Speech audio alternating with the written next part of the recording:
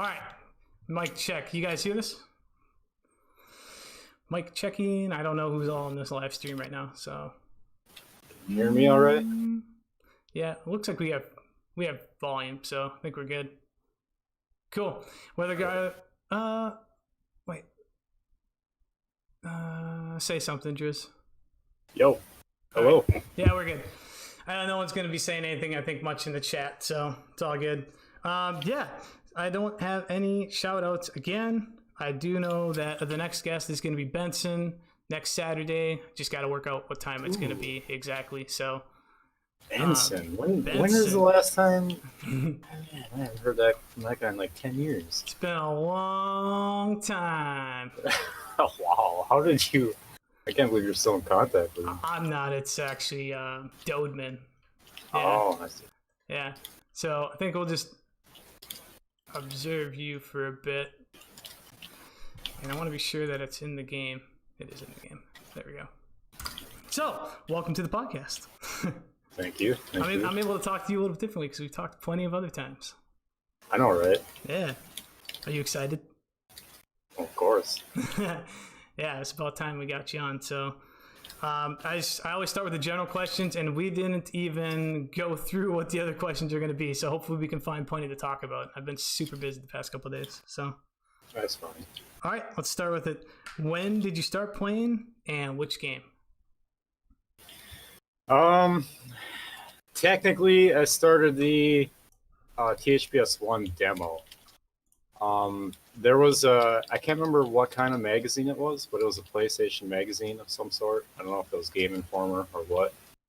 But it came with a demo disc of these really, really cool games. It had like the X Games game on there from PlayStation 1. I don't know if you remember that. It's like X Games Extreme or something like that. I do remember, yeah. Yeah, there's that one, and there's a couple others I don't remember. I think Spiral was on one, but yeah, and THPS 1 was one of them, and it had the warehouse level on there. And I don't know, I always got those magazines for like the cheat codes for games, like yeah, tips and tricks. What games. Yeah, that's one of them. Yeah, tips and tricks. Yep. Yeah, that's pretty sad. You know that. We're old. Those are the days, man. I used to get kicked out of the bookstore just for going in there and looking at those. Yeah. This is in the library. Yeah, in the library, writing down that shit on a piece of paper. Yep, right down my hand or something. Yeah. Funny. But yeah, I got that demo disc, and that was actually, that might have been after the release though. I don't even know if I was around during the release of THPS 1. I don't think I was. I was just a kid. I didn't really know. Probably like 11 or some shit like that. I don't know. 10. But I got it, and me and my friends started playing it, and we were hooked, man. Yeah, for sure. Yeah, either way, even if THPS 1 was released or if it was out, I was still playing a demo. I was still jamming out on Warehouse. You know, going through the secret room and all that. Me and my friends would compete. Yeah, it was a lot of fun. Hell yeah. What was the first Tony Hawk you played online, and was it with broadband or dial-up? It was THPS 3 with dial-up. Oh shit, you were THPS 3? Yeah, that was right when the network adapter came out. Like, it was either the day of or the day after. I waited for that. Dude, I didn't think you've been playing that long. Holy crap. Yeah, well, I had a different alias on THPS 3. I was known as Green Machine. I was in a clan called the MWA. And yeah, I didn't really think nothing much of aliases though back then. You know, like I didn't really know that the community would shift and remain with the next release of the game in the franchise, like THPS 4. So I didn't really bother keeping the name. I didn't like the name, but yeah, first time I went online, that was crazy. It was really crazy. Some of those guys were just nuts. Dial up, huh? Oh yeah. When did you end up getting broadband? Do you remember? I think it was when I started playing Underground. Thug 1. Oh shit! Last of- You had a ways to go. Yeah, I played a lot of King of the Hill on THPS4 with dial-up. Yeah. So did we ever play on Tony Hawk 4? Did we play King of the Hill together? I think we did. I don't know. I think we did. I Yeah. don't remember. Might Played have with a been. lot of people. Might have been towards the end of the shelf life of it. Because Yeah. you played when there was DNS, right? The IP thing you had to type in, or did you just say fuck it when it was done? No, I did not actually. I played when the official servers were still up. Oh, so you never did the whole DNS IP, huh?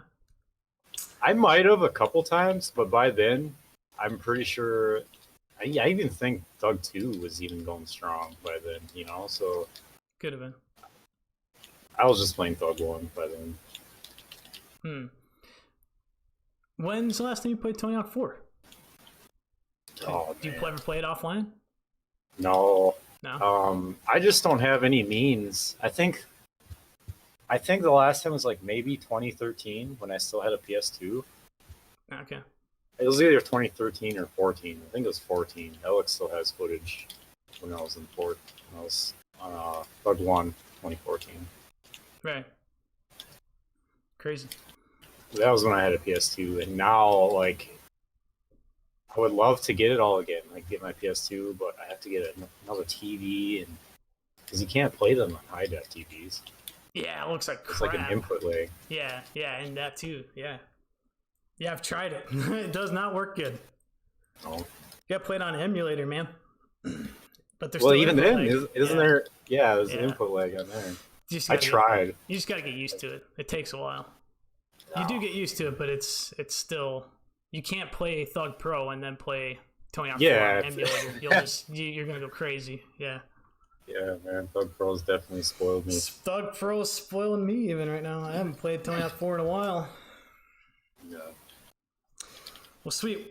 Favorite THPS game and why, excluding Thug Pro? Ah, damn it! Yeah, that was my you answer. can't cheat. Yeah, I was thinking that was gonna be your answer, but I was like, we gotta take Thug Pro out of there. Okay, well, otherwise, obviously, Thug 1, man. I like. Okay. It was just everything about the game. Everything from the atmosphere to the soundtrack, even from like the title screen UI. Like it was just everything about it. It had this angst atmosphere about it because I was a skateboarder back then, and it just fit. You know, everything about it just fit. Not even including like the techniques and just the overall smooth gameplay to it. You know. Yeah, for sure. What was your favorite level on Thug? I have to say Manhattan. Manhattan's just one of those levels. It just has infinite replayability to me, no matter what. I would say Venice, but I can't play Venice for like 5 hours straight. And Manhattan, I can. You know, so that's what it comes down to. And Venice is technically HPS 2 anyway. So. Oh yeah. I forgot all about that. Favorite players? And you could break it by like timeline if you want, current and just as you were playing. Boy. Yeah, I know it's hard, but maybe inspirational players when you were just starting? Okay, well, I'll start with THPS 4. I'm so glad that Bad Ace mentioned Pants in a Can and Bunker King. Those two dudes, like, not only could they horror really well, but their style, like, they presented something else to the table, like this originality with the horror. Like, everybody else was kind of doing, like a certain medium to a certain point. But those two in particular, Pants in a Can always had the paper bag over his head with all of his gases. Bunker King had the pirate hat. And like, I don't know, it's just their style just stuck out to me. And I mean, there was a lot of players back then. Devolution for King of the Hill, he was an absolute legend. Playing with him really helped make King of the Hill game out. Dude, Dev's a beast. Did he ever do improv or is he always just King of the Hill? No, I don't think he did improv. I think he's just strictly King of the Hill. He might have improv from now and then, but improv was definitely different back then because you couldn't observe after zero, you know. So It's like for improv, you almost had to go out of your way to observe people, and I don't know. I wasn't really all about it back then. Yeah, dude, you've been King of the Hill for a long time. That's probably like your favorite game, right? I mean, if you could just King of the Hill all day with people and not even do improv, you'd just do that, right? Oh yeah, Yeah. I definitely have. Yeah, for sure. But it's, yeah, I mean, sometimes it can be a little bit stressful, obviously. But sometimes I just want to relax and, like, nah, no King of the Hill. Especially after a long night of work. So what else for favorite players? How about currently? Is there some that just stick out? Yes, actually. And one I'm going to say right off the bat is Alive. The guy that's in this room, Alive Fun. Oh, okay. Definitely, like, I don't know what it is about him. He's just got this suave improv. Like, it's not even just improv, it's just general gameplay.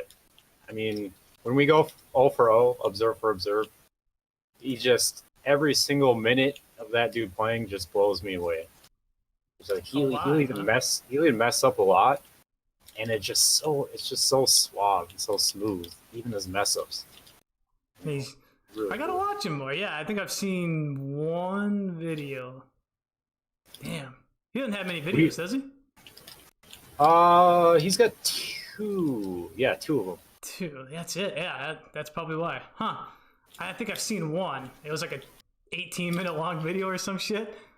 Well, like, his videos are great. Okay. But I don't think videos do a player justice whatsoever. I think you need to go on, you need to watch how they play on a regular basis and see how consistent they are. And if it's live, he's just one of those players you don't want to miss ever watching. Like, even when you're playing, even when we're just messing around, he's just one of those guys you don't really want to pass up. So entertaining to watch. Cool. It's kind of, since we're talking about videos, you got some favorite videos, maybe some past and then some present ones? Yeah, past, of course, TLTVs. I mean, those were absolutely groundbreaking at the time, revolutionary. And then the THO TVs, the editing, presentation, the transfers, no manuals, everything, Yeah. And also the SIN mixtapes. Those really, as soon as I started improving on Thug One, and those came out, or even the transfer contest video. Do you remember that? Had Kanye West, Gold Digger. Oh shit! I haven't seen that for so long. Dude, those were great. I think Anti Genius won that, but yeah. Damn, that was, Jesus Christ. When the hell was that? That was a long time ago. Oh man, I don't know. 2005, 2006, maybe, something like that. Damn. How about for current? Anything current? Current videos? SMG, man. Those SMG videos. Oh man, those were so great. I think those are what this community needed. Like to have something with great presentation nowadays, currently, and to have a story with it. Not only just great content, but just overall, those videos were just great. Kudos to that, by the way. I'm pretty sure you edited those. Most of it. Like, I did the intros. Yeah, I did the intros, the outro on the last one, and the intro on the last one, and then it's like the end of the songs. Some of them. Yeah, fair bit of editing. Yeah. Yeah, very, very good shit. Let's see. Got more general questions for you. Then we'll start. I'm hoping you have a lot more to carry this. Favorite. Well, we already talked about favorite level. Well, favorite thug level we talked about. What about just in general? In general, I'd have to go with Manhattan. Yeah. It's just the perfect level to me. I don't know. It's just got the perfect amount of spread. It's got high air obstacles. Like it's just so balanced. Perfect size. You can play any game out on it. King of the Hill, Capture the Flag. Oh, that's gotta suck for King of the Hill, though. Not. That's too I guess big. it depends on. I guess it depends on your. If you're playing with only like 3 people, then yeah, I mean, 3 people is probably the minimum. I would say. If you're playing with 2 people, forget about it, man. It's just ridiculous. What's your favorite But a full room, Tony Hawk 4 level? like 4 level, Yeah. shipyard. Oh hell yeah. When you're That's not freezing. unfortunate. Yeah, well, did it freeze on TH4? I don't think Yeah, it did. it froze on TH4. Yeah, when you It play did? online. Yeah, Oh, quite a man. bit. And now it does it on this too, doesn't it? From what people were Oh, telling me. yeah. Yeah. Yeah. Yeah, I think it happened a fair bit on Tony Hawk 4, but maybe not as much on this because it seems. I've only played it a few times on this, but yeah, I do remember now it crashing on this. Yeah, it sucks. I wonder why that is.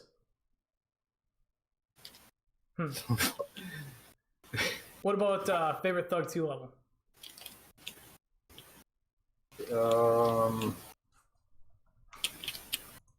I'd probably have to say Australia. And I can definitely thank Draco for that.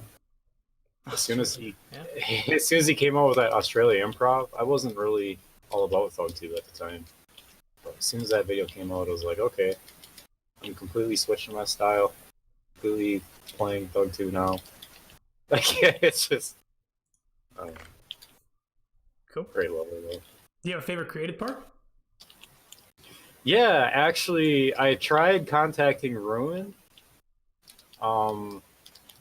to ask him what the names of the parts were, but a while back, I want to say like 2010 maybe, there was a tournament, an improv tournament called CST. It involved all of Ruin's creative parts, and he's an absolute phenomenal cap maker. Like, it's especially for improv, just his levels remind me of like smaller versions of Manhattan. Like, they have a perfect amount of spread and high obstacles, stuff like that. And every round of that tournament, of the CST tournament, really good. And I wish I could get the names from him, but he even made some recent ones that were really good. There's one called Cupcake, it's really good. His most recent one is called Cinnamon Roll. It's really good. Cinnamon Roll. Okay. Yeah. All right. There's one called Cookie, and there's Cookie 2. Shit, that's the guy? Yeah, okay. Yeah, I played a couple of these. Ruin. They have like the weirdest fucking weird names. Yeah, but they're Yeah. so good, man. They play Oh, just. they were cool. Yeah. Huh. Dude, you ever remember on Tony Hawk 4 when we would do like capture the flag on these levels that had like all these raised ledges? And you try to get to one side without falling your ass into the water? Yeah, you remember those? Yeah, they had like lava pits. They'd have like raised platforms and just 2 rails and then a lava pit and then a flag on each side. It was just like brutal capture the flag, man. And they turned like, I think Collision was always on, wasn't it? On TH4? Yeah. Could be Yeah. wrong. No, I think you could turn it on and off. Yeah. Okay. Well, Maybe they would turn it off for that, just to make it even more cutthroat. yeah. I don't know. I don't remember. It's been a long time. I just remember those maps being awesome. You have to time like every single jump perfectly to get to the other side. Yeah. And then when you got there, like you might not stay there because the ledge would just be one square. Yeah. Oh, Yeah, exactly. It's just one little tile. Dude, like a 2-minute King of the Hill on one of those could take you like a day. It's just, oh my god. Forget about that. Especially with dial-up. Oh, man. Oh yeah, that would be really bad. Yeah, you're one of the few that has to endure the pain of dial-up like I did. Yeah, but it's a weird perception when you think about it, because back then we never really considered it. I mean, Yeah. broadband was pretty rare at that time, so It's true. If you had broadband, you're like this rich snobby kid or something. yeah, or you worked for like an internet company or something, or your dad did or something, like, Yeah. like it was rare. Yeah, that's crazy. But we got really good at King of the Hill because of dial-up. Yeah. At least you did. I don't know. I'm okay. Oh, Shit! What just happened? I got the black screen of death. Oh no! All right. Well, we'll observe order for a time being. Change the level. Change the level. do it. Oh, are you back to? So if I change it, it goes to normal. Yeah. Yep. All right. Let's do. Let's go to college. Can't go wrong with college. Probably end up freezing now. Watch. Oh no, you're back to normal. Yeah. All right. Cool. Do you have like most underrated players during certain time periods? Back in TH4, it was really hard to come up with that answer, I guess, because I wouldn't say I was that great, though. I mean, everybody was good to me. Thug 1, I'm glad Alec mentioned a player called Crux. His name was Crux. Yeah. I think he was underrated because he was such an asshole to everybody. Like, he's just one of those guys who would host a room and he would ban anybody he didn't know. Like, just not even a kick, just a full ban. So he just rubbed off as an asshole. But he's a really good player, really underrated. And he was in a clan called BAH with me. Bah. Wow. Okay. And Mongoose as well. Badass mentioned a player called Mongoose. He was also in BAH. Really, but he was so young at the time. Back then, we were probably like, when we were like 16, 17, he was like 11. Oh, he was really young, but he was so damn good, so quick. Yeah, those young players, man, they take this thing over, no problem. Yeah. It's always been the case. Like, you get really good over the course of 5 years, and someone that just starts gets good in like a year the same way. It's like, Jesus. Right. How about like current underrated players? Got anything current? Yeah, I would have to mention some of the guys in ILL Clan, ILL. Two guys in particular, Ansi and Yahoo. Say his name. Yeah. Oh, Yahoo. since you're talking about saying name, how the hell do you say your name? Drizzt? Is it Drizzt? No, it's Drizzt. Kind of like kissed, but with dr. So Drizzt. Damn. Yeah, nobody. Dudu was calling me Drizzt T. It's like, no, yeah, we G, weren't sure. We were just like, just kidding. what the hell is this guy's name? So it's Drizzt. Drizzt. It's the Jesus. S sound. Yeah. How the fuck did you come up with this? It's actually based off of a character from a fantasy novel series, kind of like Dungeons and Dragons, like affiliated with it. But I've been reading them since I was like 8, and he's always been like an inspirational character for me. So I just Drizzt. Yeah, Is it still going strong? Is it an anime still? They're novels, yeah. Novels. They're still, okay. Yep. He's still writing them. R.A. Salvatore is the author. He's still writing them. Oh, okay. Damn. Really great novels. Novels. Okay. Well, my brain just immediately defaulted to anime because that's so popular now. Yeah, I know. Are you an anime guy? Yes. Yeah? Yes. Okay. Big time. Yeah. I'm not, so I wouldn't know anything about it. Okay. Well, so obviously we know you like King of the Hill, but other than King of the Hill, improv, you're not much of a transfer guy. You're more of an improv person. But other than doing like improv and King of the Hill, like, is there anything else you like doing on this? Yes. Game? Yeah. Graffiti, of course. Tagging. I always love tagging. Did you ever do graffiti battles? Yes. Yeah. A lot. Which clan especially with Ass Clan, ASS. Oh, they were the kings. Them and Fate, F8. Yeah. They were the fucking kings of tagging, and I would always go out of my way to battle them, just because, just for the hell of it. But you were in Ass, or no? You weren't in Ass. No, I wasn't. No. No. What? You were in EX at the time? I think I might have been clanless at that point. Actually. Okay. Did you ever battle me? Because I know I did clan battles, graffiti battles on Thug 2 when it came out. I don't think I ever did battle you. I don't think so. Damn. I battled Airwig. I think Iverson might have been one. Ass Domination, Matt, Ryan, Square, Oz, Bones. Those were all amazing ass takers. Oh, Spinks as well. There was a tournament. I think it was Tourney for the Homies 2 that had a graffiti bracket, and I was part of it. I made it pretty far, but I think Dom won it. Dom was just incredible. Dom is amazing. I wish he played. I wish somebody still was in contact with him because, man, I'd love to see him play nowadays. It would have been really cool. He would be super. I mean, if he still played, it would be ridiculous. Yeah, he would be. Yeah, he'd be a god. Yeah, he'd like everything you could possibly think of. He'd just nail the shit out of it. Yeah, for sure. All right, well, here we go. Clans before EX? Well, as I mentioned earlier, first clan was MWA. They were a pretty dominant clan back in TH3. I mean, they weren't on the TXA level. It was called TXA at the time. Draco was one of the top fours in TXA. Kies John, Luke. Oh yeah, Kies John. Those guys were obviously the best, but yeah, MWA we could hold our own. I think the leader's name was Perez, but it was like I think it was like a 300 mil requirement to join on like 4 levels, something like that. Oh wow, that was pretty crazy for back when. Yeah. Shit. But TH4 came around, and then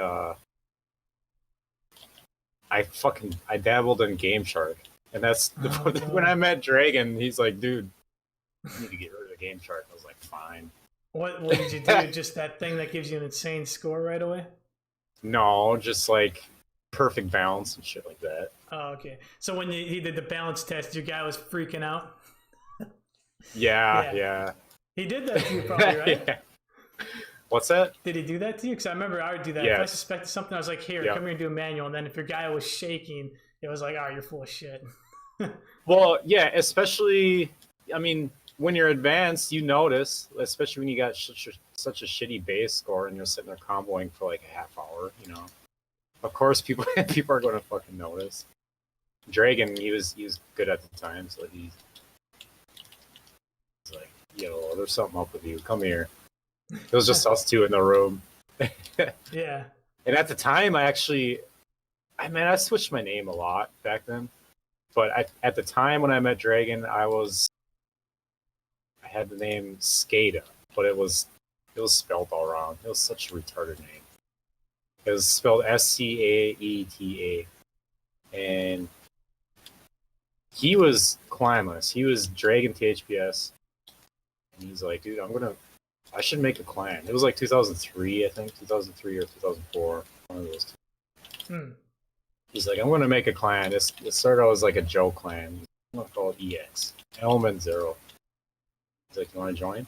I guess, man. I'm not even good, but I'll join. He's like, all right, you got to make a new name, though, because that name's it's ridiculous. It's like, all right. Came up with Drizzt. Drizzt, yeah. What else? What followed after that? That's it? EX, I mean, they disbanded probably like 4 times over the years. Yeah, actually, even I know more some than shit's that. happened. Yeah. I don't even know why, even. Just kind of did. But other than that, I was in AIDS momentarily when Alec made that. Mm-hmm. And then after that, I was clanless for a long time, and then a guy named ES, he came from Xbox, but he was in Hot with Alec, and he was clanless for a while. He left Hot, and he decided to make a clan. It was pretty much the same exact scenario with Dragon, except I wasn't cheating, of course. But we were just kind of probbing around. He's like, dude, who the hell are you? And I was, I don't know, Drizzt. He's like, well, fuck, man, we should make a clan. Like, why are we clanless? I don't know. So he made BAH, and I joined. And it had Crux, Simpson, I do believe. I think. Damn, Simpson was good. Yeah, I think maybe even DAC was in it. Maybe? I don't know. Yeah. and Mongoose was in it. Crux. I don't even remember who else. That's so long ago. Right. Do you remember? So, do you remember much about? I think it's Dak, isn't it? Dak, DAC. Dak. Dak. Dusty. I know his name was Chris. There was a space, so yeah, you're right. It's probably Dusty. He's actually back in the Discord. I want him to start playing again. We used to play all the time together. That guy's really good. He was at the end of TH Breva 3 or 4, one of the two. Yeah. Yep. Yeah, I remember that. Yeah, it's crazy. Were you in those? Pretty good. I'm trying to think if you were in those. No, I wasn't in. Why the hell didn't I invite you into those? That's weird. Because I think at the time I had just stopped playing TH4 altogether. I didn't really want to go back. I was busy on Thug 1. Fair. I was just one of those dudes who didn't really. I was all over the place, man. Like I regret not really being part of the KXTH thing community. Yeah. You were never part of it, huh? No. Damn. Yeah, you missed out. I don't really know why, because I played with all those guys. Yeah, the forum was kind of popular back in the day. Yeah, and it was set up really well. The whole league was set up really well. It had point system and all that. Yeah, I never did the league, but I remember playing a lot with those guys, and they were, dang, yeah, you missed out on some good cough. Well, like I said, I played with them all the time without the league, just casual. You know? Like there were a lot of underrated cosplayers back then, like Impulse. There were two guys. One's name was Honest Abe. He's pretty good. And oh shit, who's this?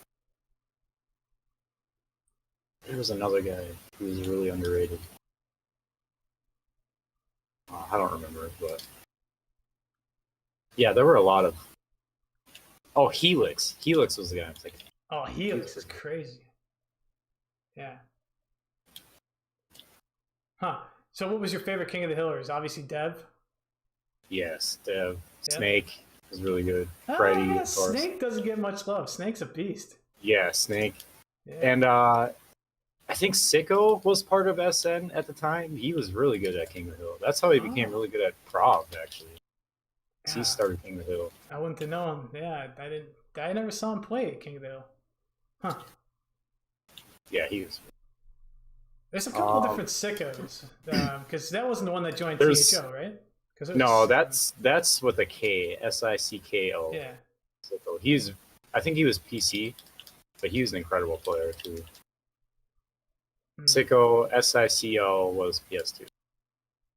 I do believe those were the only, actually good Sickos, as far as I know.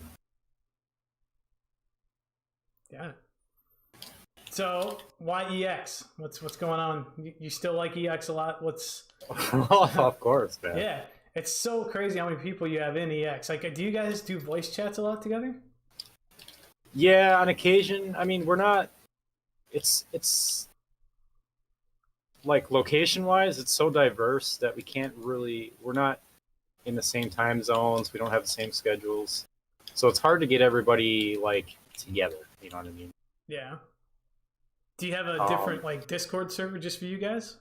Well, of course, man. Yeah, okay. That is always active. Always active. Really? I mean, I'm more active on there than anything, really. We're always talking, always planning, and all sorts of stuff. Nice. Got a new team vid coming out, or what? Yeah, we're working on a little something. Working on something? Okay. Oh, yeah. Always working on something. Yeah. Always. More team videos. Huh. All right. Well, what did you have? You had some stuff you want to talk about, so I'm going to turn this to you. What the hell? Well,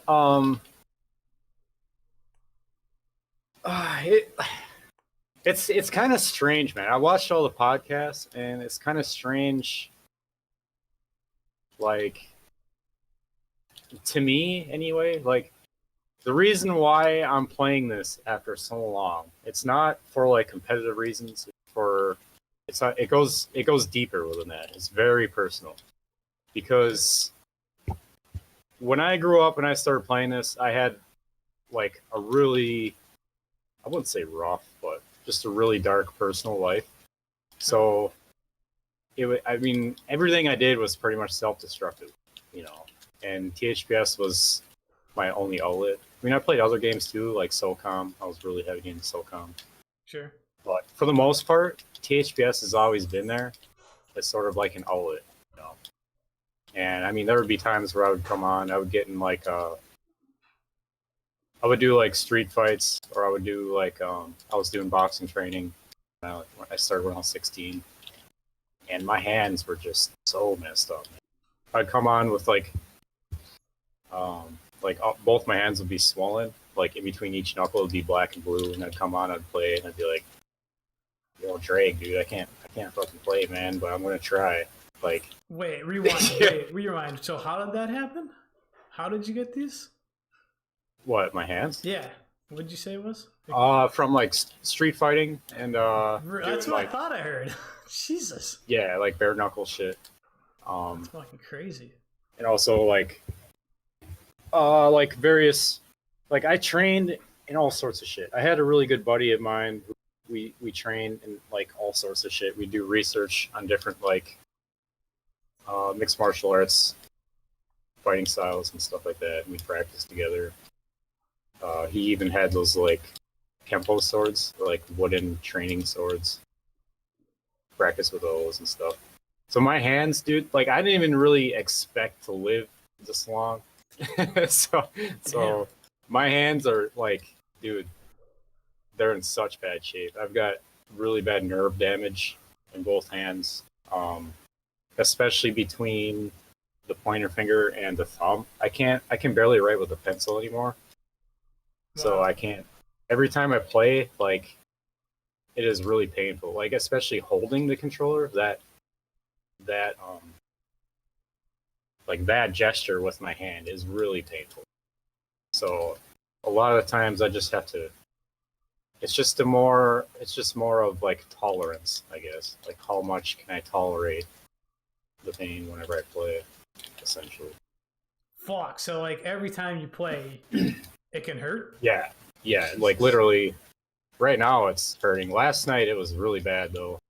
Sometimes it takes me like an hour. Sometimes it takes me like 2 hours to break them in. But damn, that's fucking crazy. Back in the day though, that's why like I'd say my glory days were like 2007, because I didn't have any of these issues. Oh, but you're still playing. I mean, you made that video just last year too. Ode, ODE. Ode, yeah. Yeah, and I used a couple of those clips for like your little thing, stream intro, and I was like, yeah, this is pretty cool. And then you had the special guest section in Vega and I's video, which is badass too.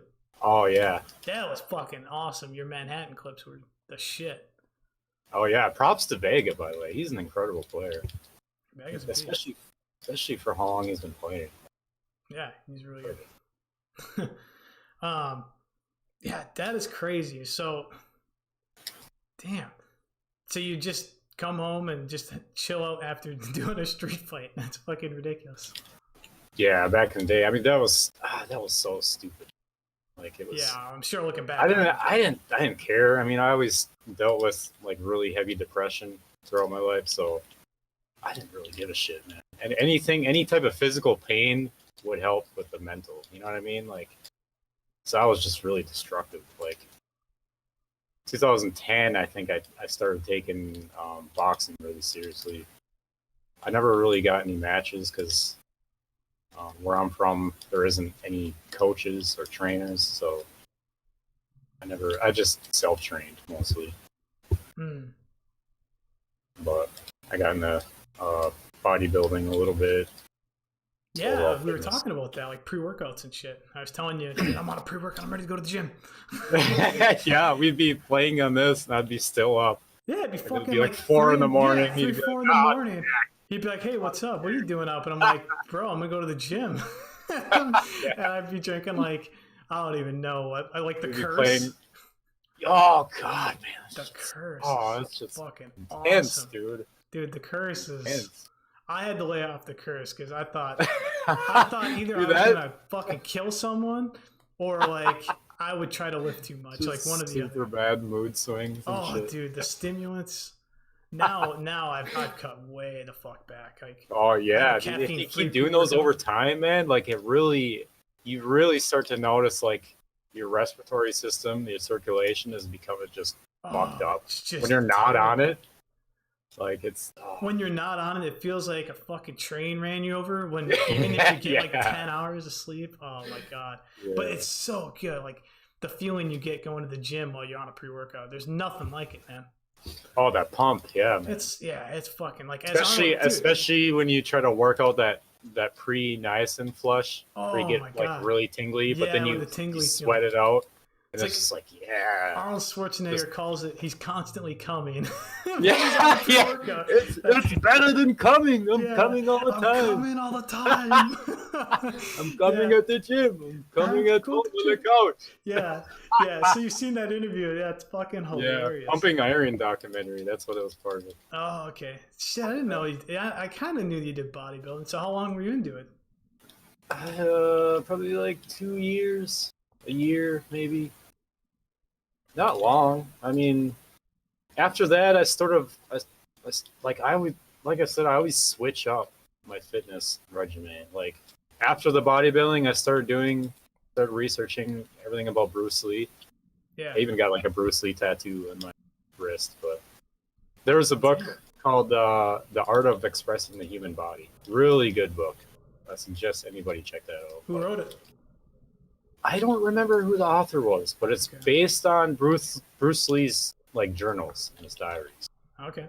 So like his personal workouts that he started doing, like is detailed, and his initial bodybuilding routine detailed, and how he does like arm conditioning, finger conditioning, stuff like that for punching and stuff. Mm. So I started doing that, and I just went fucking crazy with that. Yeah. Well, it's a way to put your energy in the right place for sure. Oh yeah, I was working 2 jobs at the time too. On top of it, Oh I mean wow. it was. So you don't do it now, probably just because you're working all the No, time. I mean I do occasional stuff, but Did I you ever can't go even for? do. Did you ever go for numbers? Like, were you trying to hit a certain bench number or squats or anything? No, I don't. I didn't believe in any of that. I No. thought that was kind of a waste of time. Like because I don't know, endurance and conditioning was just way more important. It was just more beneficial overall, especially when you get into the whole fighting scene. Like there's way too many opponents that I had that would gas out within like 30 seconds. So I was just like, fuck strength. I'm just gonna go total endurance, total machine. Essentially what I would just train for. Sure. Yeah. I mean, when I go, I don't do too heavy. I mean, if I do really heavy, it'll just be like for 1 or 2 reps, but I won't try to push it. It's all about just the consistency for me. Yeah. Exactly. Huh. Crazy. What else did you have? I guess we could probably get back on Tony Hawk. What else about the I know, right? I know. Turn it It's into a easy to fitness segue. podcast. Yeah. Well, we're lifting weights and blah, blah, blah, blah. Yeah. Guys are like, come on, man, back to Yeah, THPS. where's the Tony? Fucking nerds. No, I'm just Yeah. kidding. Well, kind of. But anyway, yeah, like, I don't know, personal experiences. Like, oh yeah, I want to talk about like main differences between past community and current community. Okay. So I think with like as far as improv goes, back in the day, I think there was more cookie cutter improv, as Bade said. There was more like a norm that you had to follow, or not really that you had to follow, but if you didn't follow, you weren't really included, I guess. If you had such an odd style, you were more criticized for it.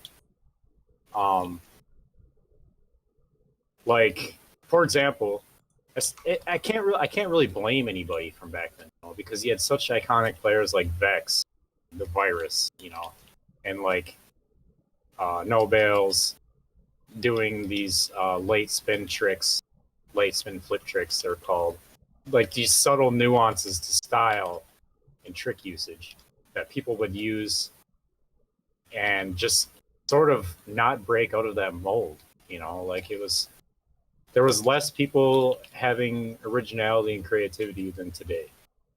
Right, because everyone just kind of conformed to yeah, shit. exactly. Yeah, Everyone sure. conformed to a certain, like, everybody believed that you had to have a certain style. You had to spin the big spin shifty a certain way. You had to spin your shove-its right every single time. And there are moments these days where, I mean, it's like that, but where people like get criticized for not spinning tricks properly or whatever. I remember Chris getting some criticism for that too. So I don't think that should happen. I think he should just.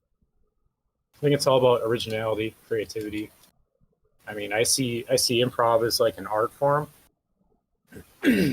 and For sure, dude, definitely. The thing is though that has its advantages and disadvantages.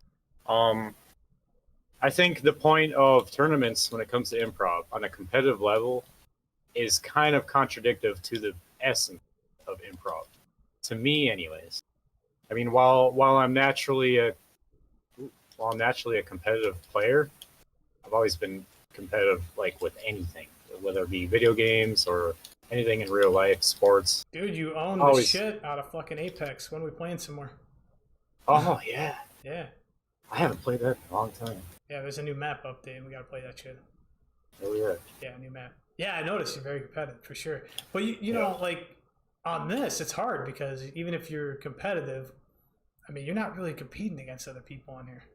Yeah, I mean, especially for improv, because no matter what, there's going to be some bias. There's going to be some subjectiveness to, to the. It depends on who's watching, who's judging, that kind of thing, And I like, that's always been my trick, like for tournaments. I remember when I first came back, Alec had linked me all of the final winner rounds of all the tournaments I had. I think it was like 6 or something like that. I wish I could still find that conversation and still find those links. But maybe he knows where it's at. You have to ask him sometime. I think I have. I don't know. But right. That was always been my trick, is like to play according to who the judge is. Get familiar with the judge. Yeah, sure. It's kind of a cheap trick, but that's how it goes with improv, because it's, like I said, it's an art form, and with art form, there should be no boundaries. Yeah, it should be.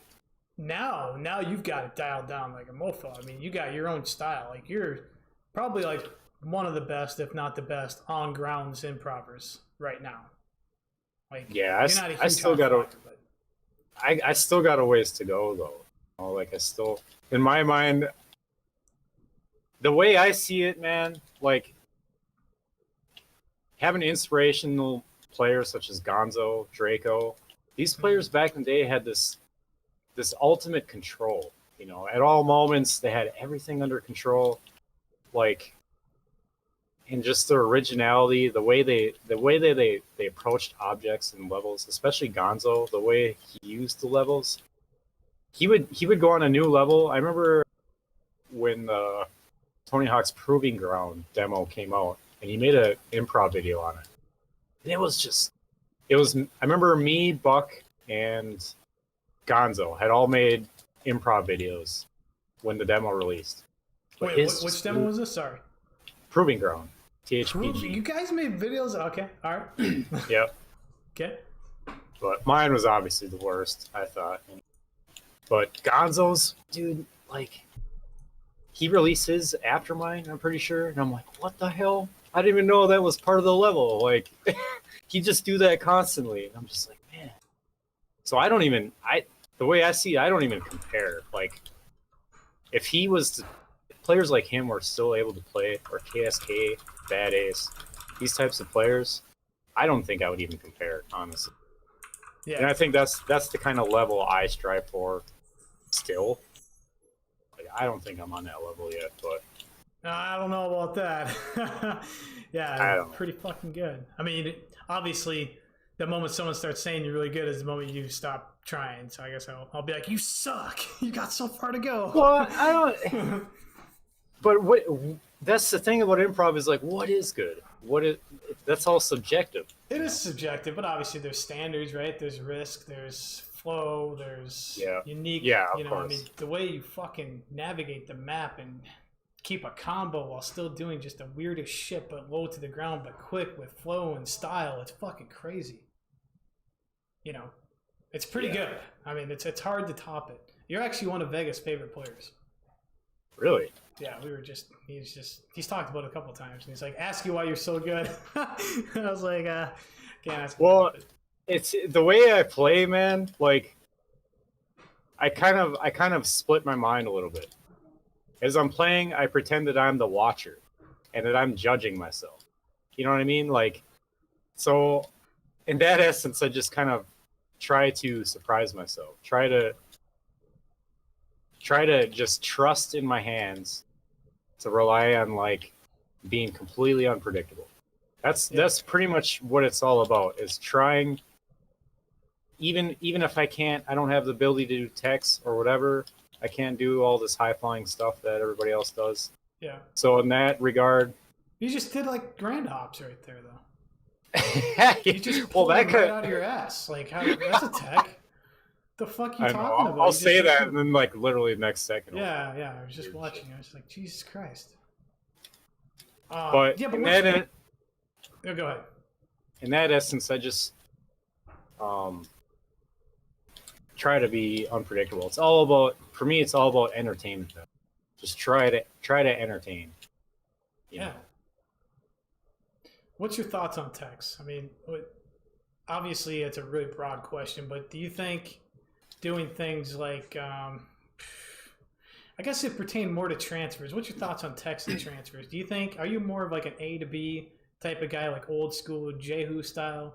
Or are you more like a high flying, crazy Nero style? Like if you seen Nero do transfers, it's fucking very A to B. And the reason why is, I'm surprised nobody has mentioned this, but you know what I miss is the get there challenges. The get there challenges, like the GTs, when they first came up on the scene, they were huge. And watching the creativity of players do those challenges, go from A to B, and seeing like 30, 40 different entries, 30, 40 different ways to get from A to B, even though it's not like a crazy distance. You know, they're always fairly short distance than levels. It was just amazing to me. Like, it was just like, okay, well, what if I utilize that in some of my props? You know, and that's just pretty much how it started. Essentially what Bad Ace was saying, just go from one moment to the other moment, you know, and doing like mini transfers, mini get there challenges, you know. That's essentially what I started doing. And I do love transfers. I do love watching the creativity of people, what they can come up with like tech usage, you know. I mean, especially when I can't really do it that well.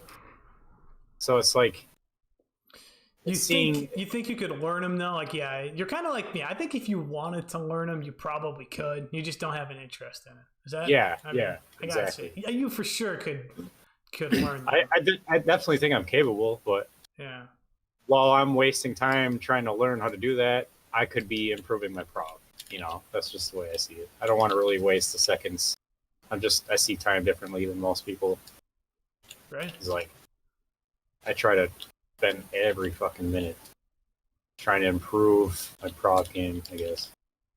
But though, I think personally, some techs can be very useful. Like the small ones, like boned ollie, stuff like that, can be extremely useful. BHRA can be extremely useful.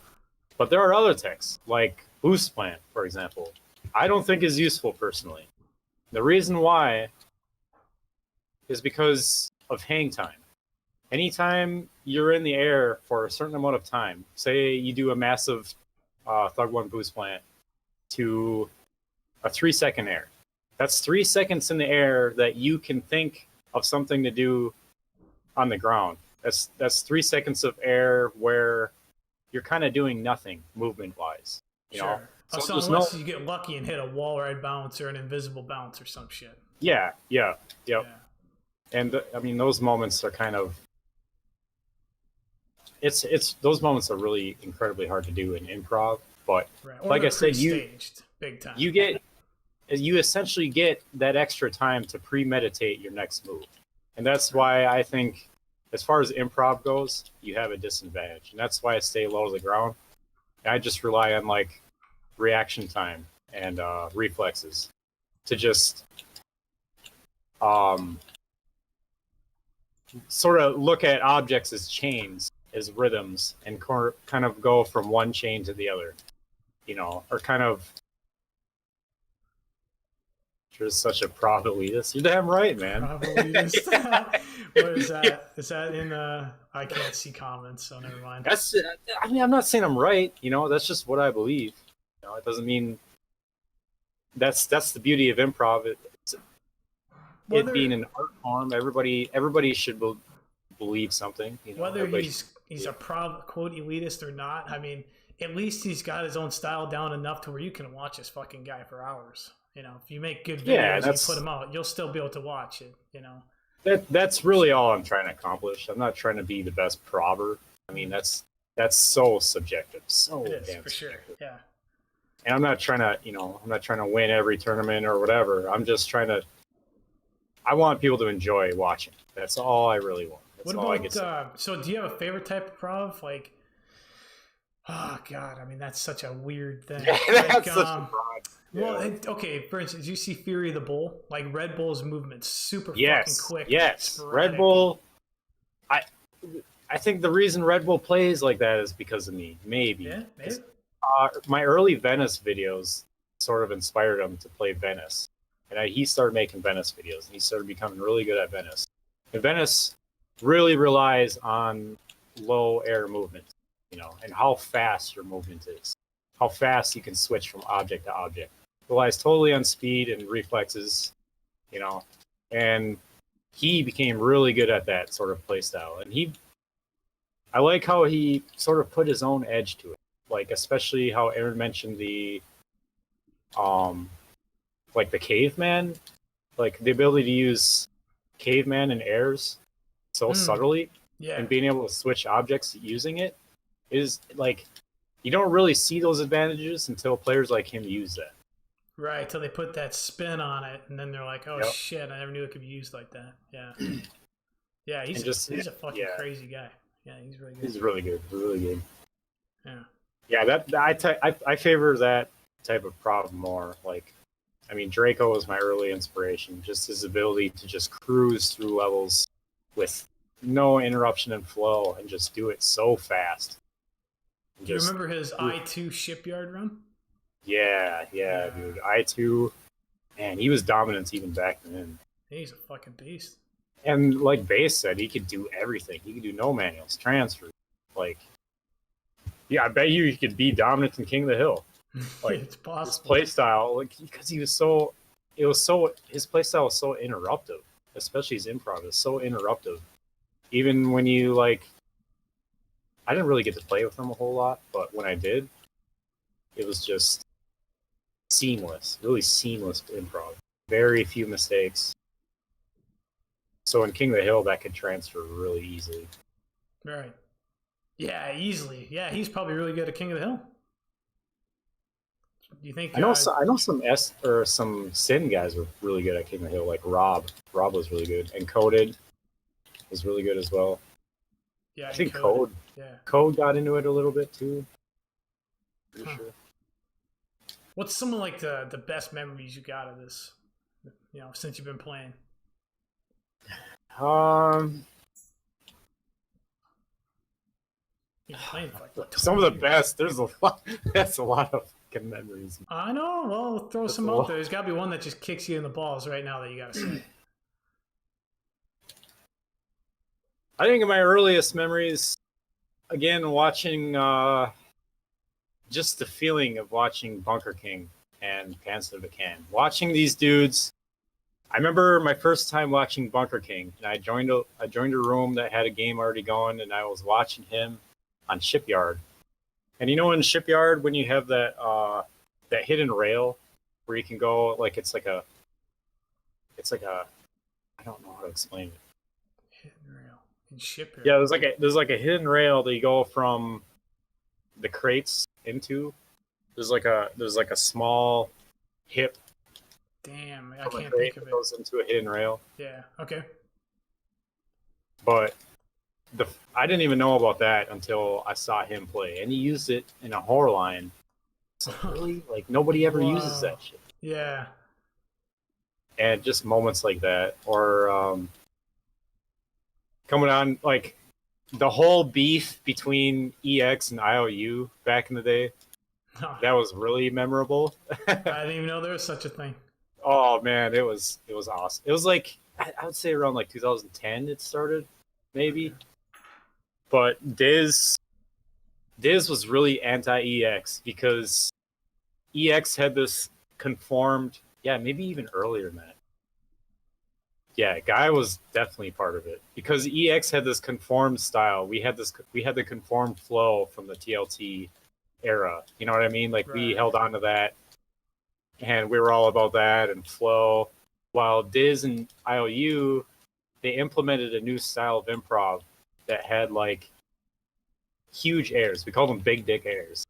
You know, Yeah. involved like and coming to complete stops, like improv involving complete stops, where you go on an object, manual on it, stop on it, turn around, and just continue on within a combo. You know what I mean? Instead of actually grinding the ledge and doing an encoded drop down or 45. Yeah, tons of cube drifts.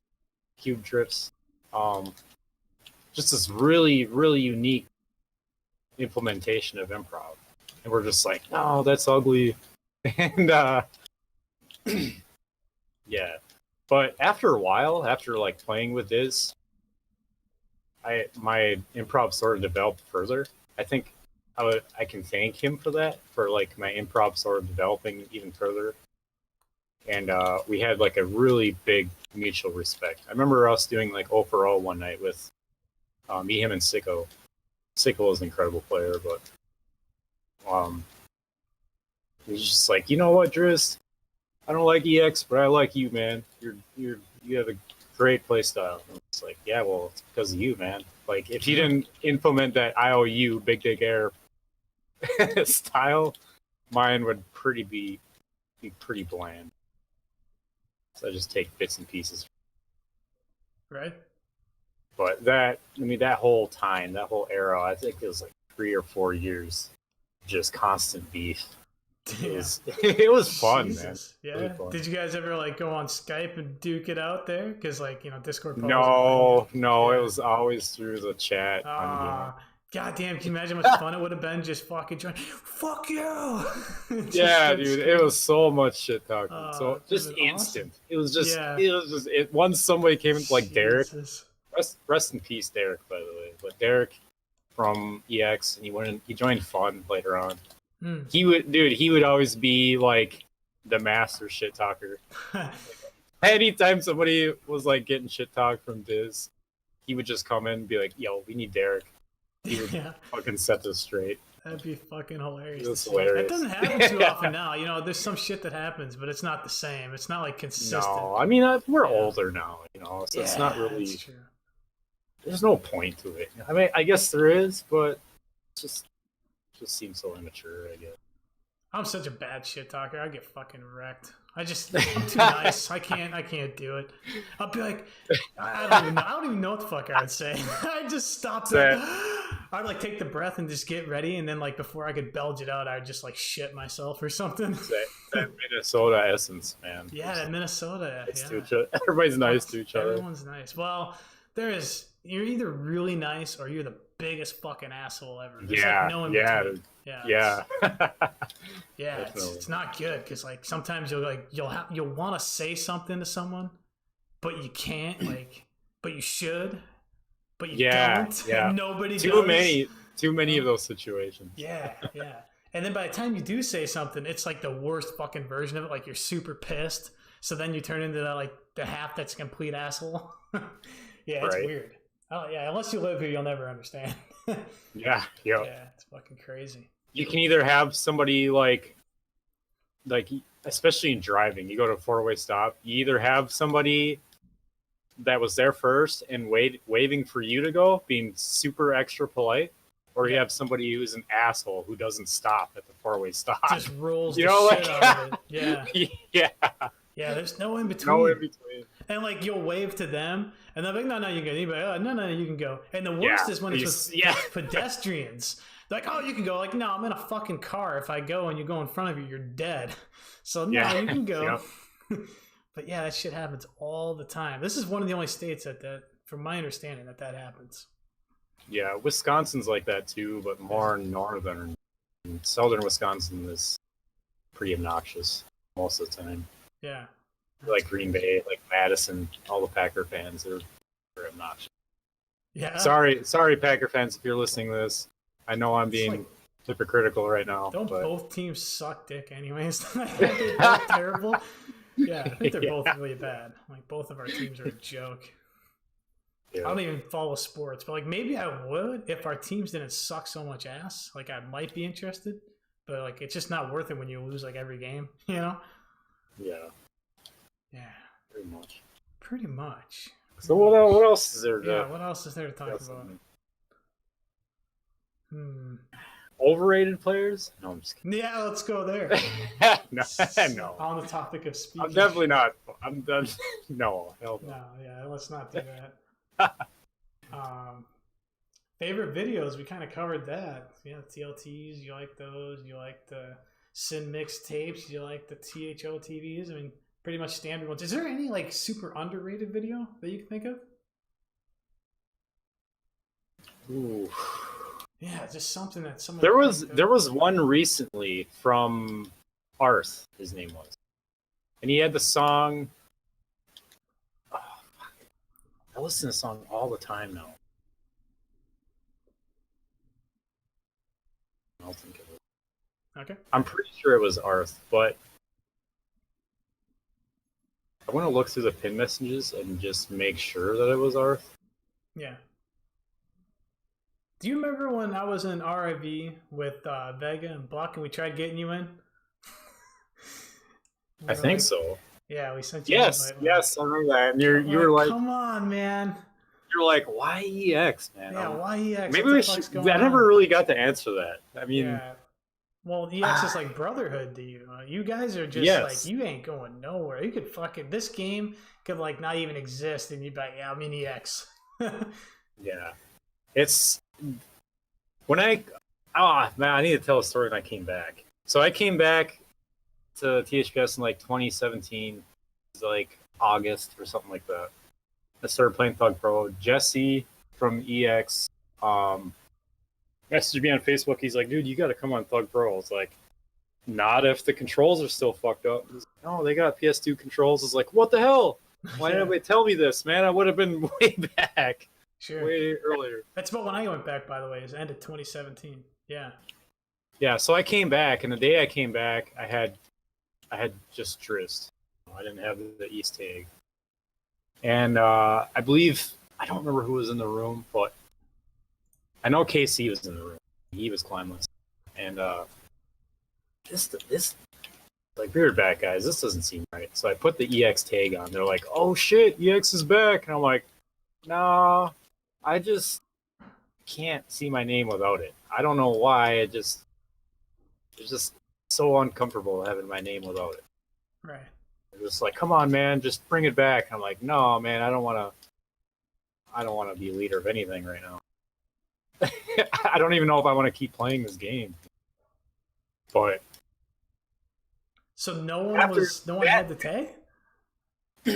No, Spark was actually had the tag, and he would come on occasionally, like once every couple months. Okay. He was the only one. Otherwise, as far as I know. What about Seawalk? I think Seawalk had it, didn't he? No.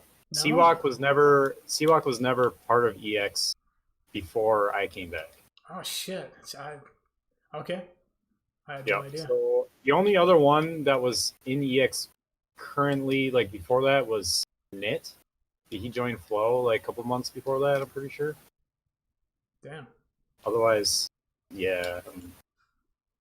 But then, like, after like getting this massive rush of like euphoria from how cool these people are, and like how much fun I'm having. I'm like, you know what? I wanna bring this shit back. I told those guys, I was like, fuck it, I'm new leader. I'm not even gonna ask Dragon yet. He'll totally be cool with it though, because we've known each other for a very long time. Was he playing?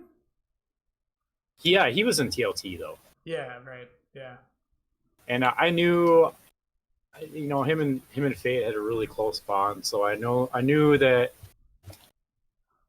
I don't think he was going to come back to EX. I knew he was going to stay TLT just for what it meant to him, and I understood that. But at the same time, I'm like, dude, I'm bringing this shit back. I don't really care what he says. I'm just going to bring it back. And then I was like, and KC was Tagless. I was like, KC, weren't you in EX, like the Legacy EX, like 2004 or 5? Yeah. I was like, dude, go put that tag on, man. It's like, all right. So leaves the room, comes back with the tag on. People are like, what the hell? Like I guess a lot of clans tried picking him up, and he wouldn't join any of them. He just stays solo. Okay. Yeah, I didn't really know that until after, but yeah, he joined, and I was just, yeah, hell yeah, we got some players already. Look at us two. And then Adam was actually the first to join, and I took Casey's word for it, that he was like an incredible player. But as soon as I started watching that dude play, yeah, he was one of the first players I watched coming back, and watching him on East LA completely blew my mind. Him and Aaron both completely just wow. Like I had no idea THPS even improv even came to this sort of thing. Yeah, it's fucking crazy. Yeah. Adam really especially was crazy ass techniques that you have no idea half the time what the fuck's going on. Adam is a complete master. I think out of all the best players, I think he definitely deserves to be in the conversation, because when you get to a point when you get so bored of being so good that you like pretty much accomplish anything that you've wanted to accomplish in the game, there's really nothing for else you to break, and you've got to start creating a mod just to further the enhance of your gameplay. Like at that point, I think it's safe to say that you were way too fucking good. Like you're just, I don't know, man. Yeah, but like you, I mean, he probably could have kept going and just grinding it out, doing what's vanilla. But if he's legitimately bored, that's just it. You know, it's one thing. You're just bored, right? Yeah, different. I think it's just all perception. Yeah, for sure. But I think, I don't know, just all around his improv. Do you remember? Have you watched any of the Techless TLT tournament videos? The tournament. How long ago would that have been? Oh yeah, I did. I watched. That was 2008. I'm pretty sure. Wait, no, maybe it wasn't Bucks Run. Techless runs. There was one that was a little more recent. I thought there was a Techless run tournament, but no, I don't remember. Yeah, that was it. I'm pretty sure. Well, there was one that's like just last year. 2000. Yeah, that was last year. Yep. 2018. Yeah, okay. Yeah, I watched Bucks run quite a few times. He had like outtakes of some of his runs. Oh, I think. Did he make it to run one, or was that wrong that he got? I don't know. He probably got McDouche because nobody liked him. So. Well, I mean, I understand some of his. He made a video about it. Oh yeah, I understand some of his viewpoints. Yeah, he's a good player, but for sure. Yeah, I should have watched more of him. We were just buddy, so I watched his at. Oh yeah. Yeah. But some of those runs, dude. Adam. Okay, I remember watching Adam. This was further on in the tournament. This is like, I don't know if it was semi-final. No, it wasn't semi. I think it was the round before the semi-final. He was doing Barcelona, and we were. I was watching him, and he was trying to do his run, and now keep in mind this is Techless. Remember, when you think of Adam, you almost want to think that without Tex, he'd be mediocre, but turned out that he was actually fucking super incredible. Like every single run he was capping was just super incredible, and he's just the type of guy who'd just be like, "Nah, sucks. I'm like, what? Are you fucking kidding me, man? Like, that shit was absolutely nuts. And he's like, should I keep it? I'm like, yeah, dude, keep that one. He's like, nah. And then you just start a game, you trash it, start a game, and get a better run. And you just keep doing that over and over and over and over. I'm like, what the fuck is this guy, man? It's just so nuts. And what's crazy, though, is that every single round, as soon as the round was announced, he would upload his run. And you would get infinite tries. Right. Like, you have a week deadline, or like an 8-day deadline or some shit like that. And he would do it instantly. And it would be fire. Like, it's like, man, that's just so crazy to me. Like, it almost really seemed like a joke to him, but he took it pretty seriously. Yeah, he's definitely... Yeah, he had some pretty cool special guest clip, too, in our team video. The first one, if you remember the first Smooth Moves video, he had the first special guest clip. I was like, what in the hell is this guy doing? Yeah, half the time, if you're not familiar with the really advanced techs, like the advanced mineral plants after BHRA, like stuff like that, you don't really know what the fuck he's doing. But as soon as you familiarize and realize how hard that shit is to do, it's like, okay, all right, this dude's fucking nuts. Because, I mean, a lot of shit he does, he got a lot of criticism for, like, using the mod and whatever. Yeah. Pro Plus. But realistically, man, like, yeah, even if you watch him without text on vanilla, he'll still kill you. I guarantee it. I fucking guarantee it, man. Yeah, you gotta get him on some King of the Hill. Then you win every time. He's not really... He doesn't really like the stress aspect of it, because it's a totally different kind of stress. You know, it's like a totally different kind of pressure where it gets frustrating. It really does. Yeah, especially when you don't, especially when you have things to consider, like random bugs in the game or lag or something like that. You know, it really tests your patience. This game is the worst for host advantage. I know you wanted to do a game of King of the Hill, but I was like, I'm host. I don't like doing King of the Hill as host because it's just fucking... I don't like it either, but dude, you do it because I want you to have host advantage. You want me to have host advantage? Yes. Yeah. I like having an unfair advantage, man. I think Vega might play, but let's do one. Yeah, he might. Oh, we got Orb in here? Oh, yeah, fuck. You got some competition in here. Let's see. So there's no Orb is no butt slaps, manual boost, no bone dollies. What else? Playing Orb and Koth will definitely test your vigilance, your resilience, because he purposely tries to do moves that will tangle you up and leave you confused, just to mentally fuck with you. Well, then he doesn't do them on purpose, right? Yeah, he does the weirdest shit for sure. All right, well, I disabled all the shit. Let's give this a try. I'm hoping the host advantage isn't too much. Yeah, but even if I have it, I'm still getting my ass kicked, so it ain't gonna matter. I gotta turn on. I don't even have volume on, so here we go. I did that. It's gonna be hard. Yeah, the people that aren't watching, that are just listening, are gonna absolutely hate this because for like 4 minutes straight, there's gonna be no audio. Oh, well, us talking, isn't it? Well, it's us talking. Sure, yeah. I suppose I could turn the sound down. Got some commentary. Yeah, I'll turn the sound down. A little bit of sound in game can't hurt. Let's see. Peace. Let's see. How do we turn the sound on in game? How do I do this? There. I'll put it to this right here. This is gonna help a little bit. I do have everything off, right? Yep. Yeah. Now, if I win, it's because of host advantage, right?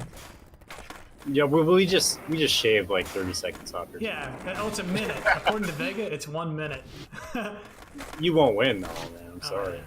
That's cool. That's cool. Yeah, you already juked me out, so I got nothing. No walk is my shit, man. I love no. Oh, hey, what about that though? I just smacked you right in the face. How was that? Justice isn't served. Just keep grinding. I'm on your ass, though. Yeah, I know you're on my ass. I hear you. Now you're not, though. No. Yeah, that's right. Oh, no! Okay. Who's that? Oh. He said your sound is too loud? No, I don't have I turned it on. I didn't have it on at all just a minute ago. Oh. So if I win, we subtract a minute, and we'll see if I'm still doing good. They say it's too loud though. It's too Is it loud. your, yeah, is it your game Probably sound? the game's too loud. Yeah, I like to turn it down. Yeah. Now you're gonna get the crown. Yeah, I'll turn it to. Thanks, guys. Yeah, you fuckers. They're probably just saying that. I was just kidding. They could be. They could be. This has to be better. And if it's not, fuck it. They can suffer through it. They can let me know. Yeah. Let them know if this is better. I see that turning around there. But now I can't hear good enough to actually know. That's gonna be my excuse now if I lose. Oh, bullshit. Boom! Alright. Turn around. Oh. I knew I was being sandwiched there. For Damn sure. it. It's either Aaron or you gets it. It's too bad Vega's not. Vega's really good at King of the King Hill. Hill? Yeah, he's really good. I don't think I've ever played with him. Yeah, he's pretty fucking good.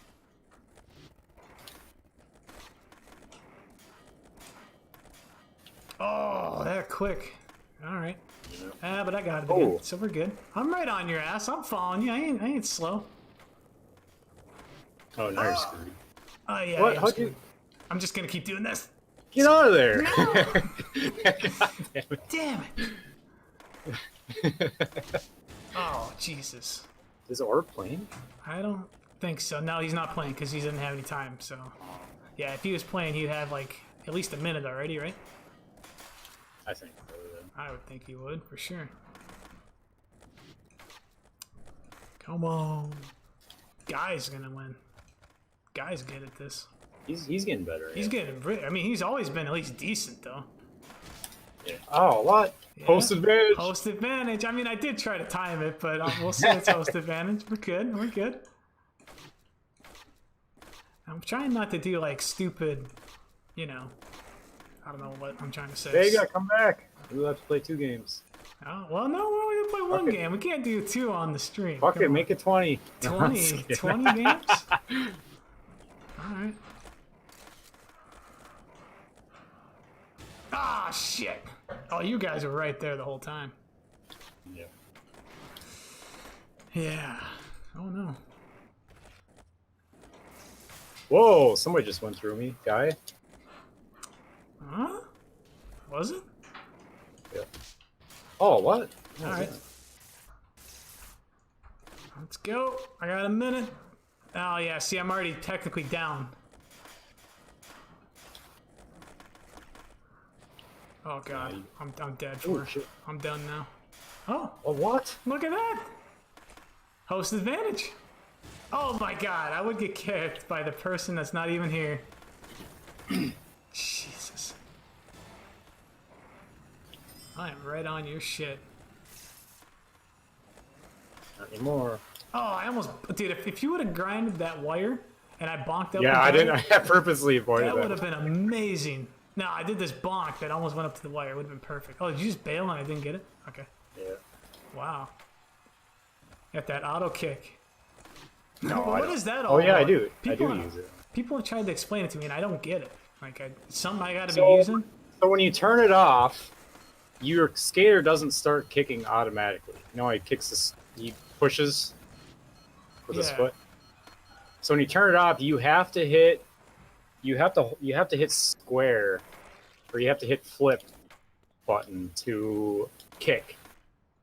But Okay. when you're going full speed, you're going faster than the full speed of somebody with auto kick on. Oh, so Only it's Only while skating, though. Like, only, not usually during rails or anything like that. It's only skating on flat ground. so is it So better to somebody- have it on or is it better to have it off? It has disadvantages because Right. if you bail, it's a longer bail because you have to hit 2 different buttons to get up faster. Okay, but So I mean, it's like- you could get up really fast, about the same if you could hit it really quick. You could, but you're stopped. That's the thing, is like if you have auto kick on and you bail, you have a chance to keep going forward, but with auto kick off, you stop altogether. So if you mess up, then you have to mentally like hit the flip button to continue back going, and that's like a huge disadvantage in COD. Hmm. So the only way you'd really notice if somebody was using it, if somebody was on flat ground. Say like Kona, for example, where you have no problem, huh? Kona, for example, you have the grass area. Yeah. If you're skating after somebody and they're going significantly faster than you with the crown, then they're evidently using auto kick off because they're able to skate faster in flat ground. Oh, okay. Huh. Yeah, I won't be able to notice the speed difference, I'm sure. Unless I really, really look for it. I never really cared. You know? Yeah, manual keeps speed as well with auto. That's how you'll really know they'll keep Oh, that's right. If you do a special manual too, right? Yeah. Yeah, it doesn't really matter. I mean, But like if you do a special manual without it, or like a special manual usually slows you down quite a bit, doesn't it? Or maybe not in this game. I don't know. I thought it kinda, forward yeah. did. Yeah. Well, It's just the speed altogether isn't retained over time, but with auto kick off, it's always retained. Like it's always max speed no matter what. Right. Yeah. What Once you level? get going, once you get, I think it's, I don't know how many kicks it is. I think it's either 2 or 3. I think two you're or right. three I think it's kicks. 3. Yeah. From what because now you mentioned it, I remember trying it and I hated it. I just couldn't get used to it. Yeah, because a lot of like, especially like on TH or not TH4, I think it was Thug 1. There were a lot of glitches that you had to do, like out of bounds glitches that you had to have auto kick off for.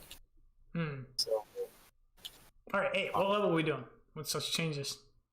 You're gonna just be improv. What level do you want? You want to improv Manhattan? That's your favorite level. might as well. Yeah, let's go there. There we go.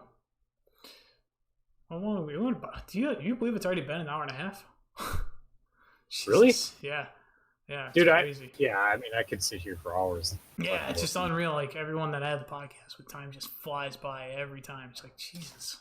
So, another thing I want to talk about too is Nevada asked. Oh, shout out to Nevada, by the way. He's going to be a great cosplayer. If he continues to play, he's going to be great. He actually surprised the fuck out of me. We played one-on-one one night, and he's just really smart, really intelligent. So in his moves, it shows. It's just being able to have the hand-eye coordination of like the experience of playing. You know what I mean? As you said, dude's really active, so that helps. Yeah, for sure. But anyway, he had asked Bad Ace about a question about would this game be beneficial outside of THPS, whether it be mentally or financially or whatever. Yeah. I wasn't satisfied with Bad Ace's like, well, always like, oh fuck no. I mean, sure, but I did clarify, and I said, well, what about just as a means to just hang out, and unwind? And he did say that was cool. Yeah, but it's just odd to me, like seeing how I was like this game. The reason I play is because I feel like I owe it something. Like it literally is responsible for keeping me alive. Because I've had plenty of times where there have been like suicidal moments, and I would come on play, and I would completely get rid of it. So, like literally, meditating. Yeah. I mean, yeah. So it's almost like if somebody was to do me a very kind gesture, like if I was like homeless or something, and somebody were to bail me out, give me a bunch of money, I would remember that person forever, and they would be forever in my debt. That's just the type of person I am, and that's the way I see this game. Like even in the bad moments, even when I'm playing alone, like there's been a couple nights where I'd be playing alone online at night now. The servers are becoming less and less frequent. Yeah, for sure. Sadly, but yeah, it just seems even those moments, I still have to consider what this game is and what it means to me. So when I hear somebody, especially one of my inspirations, when I hear him say like, it just kind of like throw that passion off to the side, you know what I mean, and just kind of be like, well, I guess, I mean, if you're having fun, just go do it. I don't think it should be that simple, Probably I not. don't think. Yeah, I don't think. I don't think that encourages new players, especially, and especially the intelligent ones that want to really look for an ulterior motive, to playing this game and to finding the benefits of this game, of what this game can offer you when you play it nowadays. And it goes beyond. I mean, sure, it can help you physically with like hand-eye coordination, reflexes. That's interesting what Bad Ace had to say about the whole fighting game thing. Yeah. Because I've always been a fighting game fan. I have my Hori mini fighting pad sitting next to me. Oh wow. And I wanted to take it seriously, like Street Fighter and Tekken. Really wanted to take it seriously. I think I should approach him about that. But I'm sure you helped me out. For sure. yeah, I think it's an interesting correlation that if you were to master fighting games, you'd be good at everything else. I think that could go both ways with THPS as well.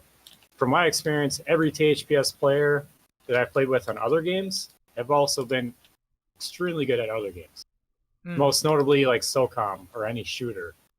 It's just the reflexes and the creativity. I think it's mostly about when you have such years of general experience from improv on this game, you sort of inhabit this ability to be creative, and think outside of the box, just be unconventional. And you apply this with other games. And when it comes to like competition, like straight up shooters, you sort of have this innate ability to be creative and think outside the box, and you sort of develop the psychology for other players, how they think, that kind of sort of thing. So you can apply that, not even just to games, but to everything in general. I mean, that's helped in my ability in the kitchen as a cook, certainly, to like pay attention to detail, stuff like that. Yeah. So I think that kind of stuff is really important to cover when you want to provide encouragement to new players.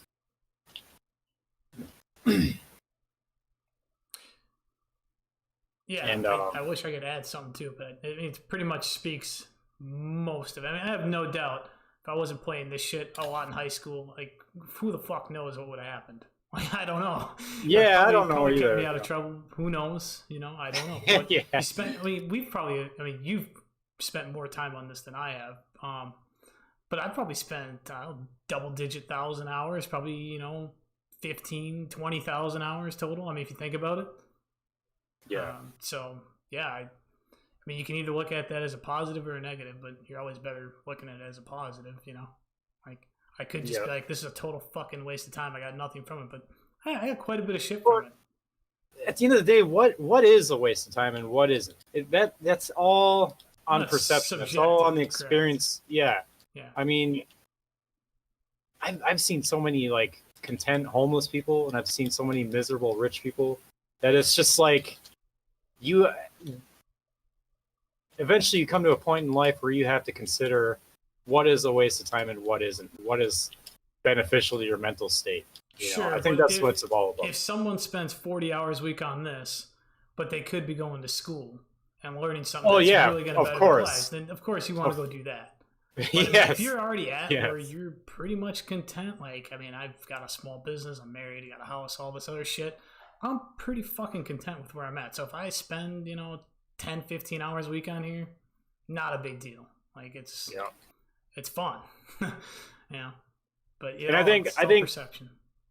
I think somebody like Bad Ace should consider that. Like, I think not just come on for like nostalgia, but just come on for like therapeutic reasons. Maybe the fighting games provide him with that. Yeah, I think Bad Ace is super content with the fighting games. Yeah. I mean, that's like a all big fine, side gig for what he has for income. So yeah, he seems really happy individual.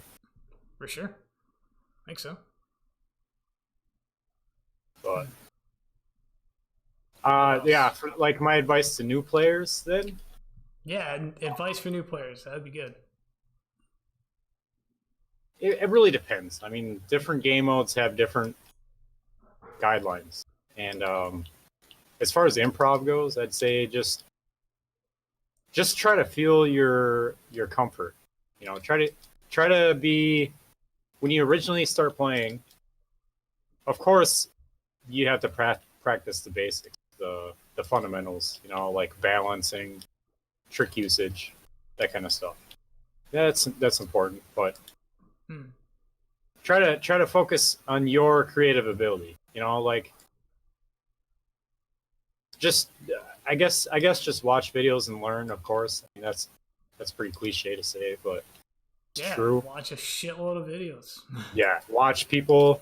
Start from the beginning too. Like, don't just watch new stuff. Like, watch the old stuff because I mean, to pull some of that old style out would be great. Yeah. But even if you didn't, I mean, even if you didn't, you're still gonna take away like movement that you don't probably see very often, unless you're doing what like Drizzt's doing here. But yeah, I mean, that was weird.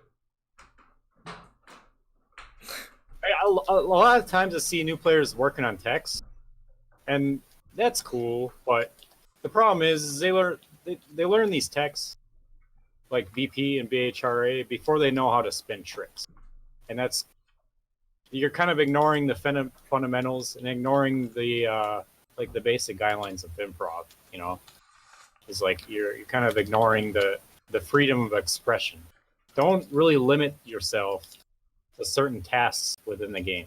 Just sort of learn to express yourself, you know, through playing. I think that's the important part. Yeah, just don't be confined to certain sets of guidelines and certain rules. Yeah, and don't be afraid to be a sponge. Learn everything you want. Speaking of which, I wanna give a heads up to Plaz from Jahu, because that guy, he's an absolute sponge. Him and Mercury as well from THL. Those two guys are absolute sponges. They're willing to go out. They're willing to learn absolutely everything at any minute. You know, like, and they want to make sure to get your understanding of it too. Like, I've had a lot of questions from Plaz about my understanding of like certain texts or like advice on videos or anything really, you know. And that's really healthy to have, is to have that inhibition to just kind of like just learn whatever you want. Learn as much as possible. Since we're giving advice, do no manuals. More no manuals. Like, if you can watch a bunch of no manuals, like 10 no manuals in the same level, and then don't do the same thing that you see in those manuals or no manuals, and you make your own, but you don't duplicate anything you see in like 10 of them, that is going to spark the shit out of your creative memory. Yeah, that's huge. That will help a lot. I mean, that can help a lot too in improv. I noticed that's dominantly like Aaron's style of improv. It's like his improv is essentially going from no manual to no manual. You know, just mini sequences and sets of no manuals, and it's really impressive because that further expands your control of the game overall. You know, like especially when you go back and play like bare bones games like TH3 and 4. Practicing that aspect on those games without walk, huge help. Is extremely helpful. Yeah. Extreme. So when you go to the Thug Pro, it's like, wow, it's like just the basic fundamentals are going to be so easy to nail, you know, so easy to accomplish. Yeah, the fact that you can't walk to correct yourself on Tony Hawk 3 and 4 definitely forces you to also keep combos in like situations that you probably otherwise would just run out on this instead of not just abusing run, I guess. Yeah. And of course there's the animation. The animation? I don't really know. Would you say like if you practice the TH4 animations of style, of trick usage, would it improve the style and trick usage of Thug Pro? I don't know how that would. Yeah, I don't know. You ain't gonna be doing shit like FS 540s rail to rail, you know. As far as I know. I mean, you could. I have the create a trick FS4 FS Yeah, 540, okay. the fast one, to So be able to do faster. that. Yeah, I mean, Just for that. sure. I mean, I don't know. I think at least just it's so ingrained. Like if you're asking me specifically, it's so ingrained for me to spin everything correctly and just to do as much in like a little short period of time for trick usage and stuff that came from Tony Hawk 4. But I think you could just implement it right away. I don't think you'd need to. At this point in time, I mean, it's like a fossil. Like, yeah, it would help you to like be forced. I think it'd be more of like a timing issue, because a lot of the spinning is quicker on the TH4.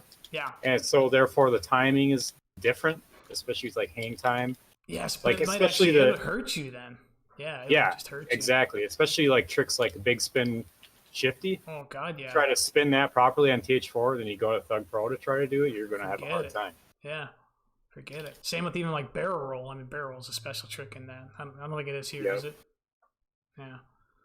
Yeah, I don't know. I don't think. I mean, as there's pros and cons to it, of course, but I think at this point in time, Tony Hawk 4 is just like a fossil. Like it's still a hell of a lot of fun to play, but as a new player, I don't think you would need to. It would help you in stuff like maneuvering around levels in like weird ways. You'd certainly do more manuals in this game versus safe grinds.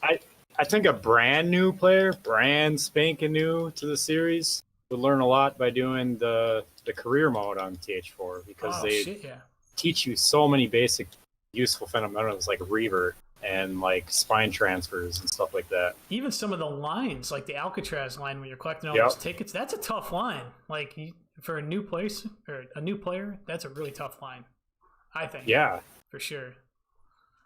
Yeah, some of those, especially the higher difficulty, sick difficulty, man, it's just ridiculous. Some of those are just ridiculous to do. Yeah. So, no. But I'm not one to give too much advice. I'm terrible at this game versus 4. I mean, I've only ever been good at Tony Hawk 4. The only thing I've done that's decent on here is the college no manual. So yeah, that was 30 hours, huh? Is that how long it took you? Yeah, 30 fucking hours to land that thing. I got to go back and watch that now.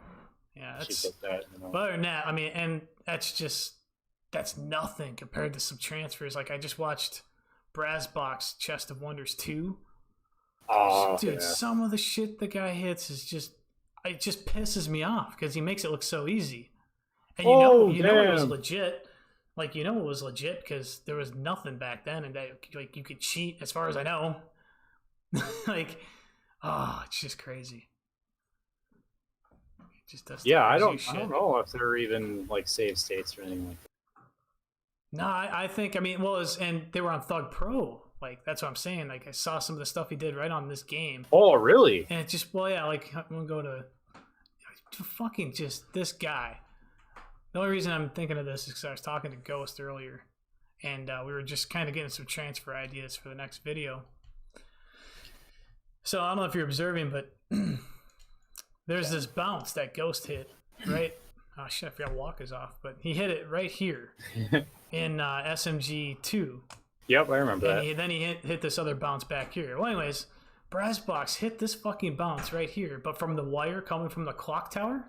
So he jumps down, hits the wire, so he jumps down, hits that bounce from the wire, then hits this fucking little ass wall ride bounce. All in one fucking that height, that's extremely hard to do. Could you? And that's like years ago. Like, holy shit. I mean, that fucking wall ride bounce is hard as balls to hit. He always did have, like, extremely good accuracy. Especially when it came to tiny, tiny objects. Oh, dude, this wall ride bounce is so hard to hit. Yeah. Especially that speed and momentum. Like, wow. Yeah, that's a tiny, tiny window. I think Vega could do it. I remember watching Vega doing that Chicago one. The tiny window wall ride bounce. You know what I'm talking about? Yeah, well, you know what that is all about, right? Like where that came from. I did it in Chicago, my first Chicago video, like in 2008, maybe? And I was like, really? I bet you can't hit it. Oh, and so he did, yeah. So, but yeah, he's definitely good at doing wall ride bounces. I mean, he had 5 back-to-back in SMG2. So. There was something... I wish we go to Shipyard. Yeah, we could actually. We just don't. if you switch to level, you'll crash. Okay.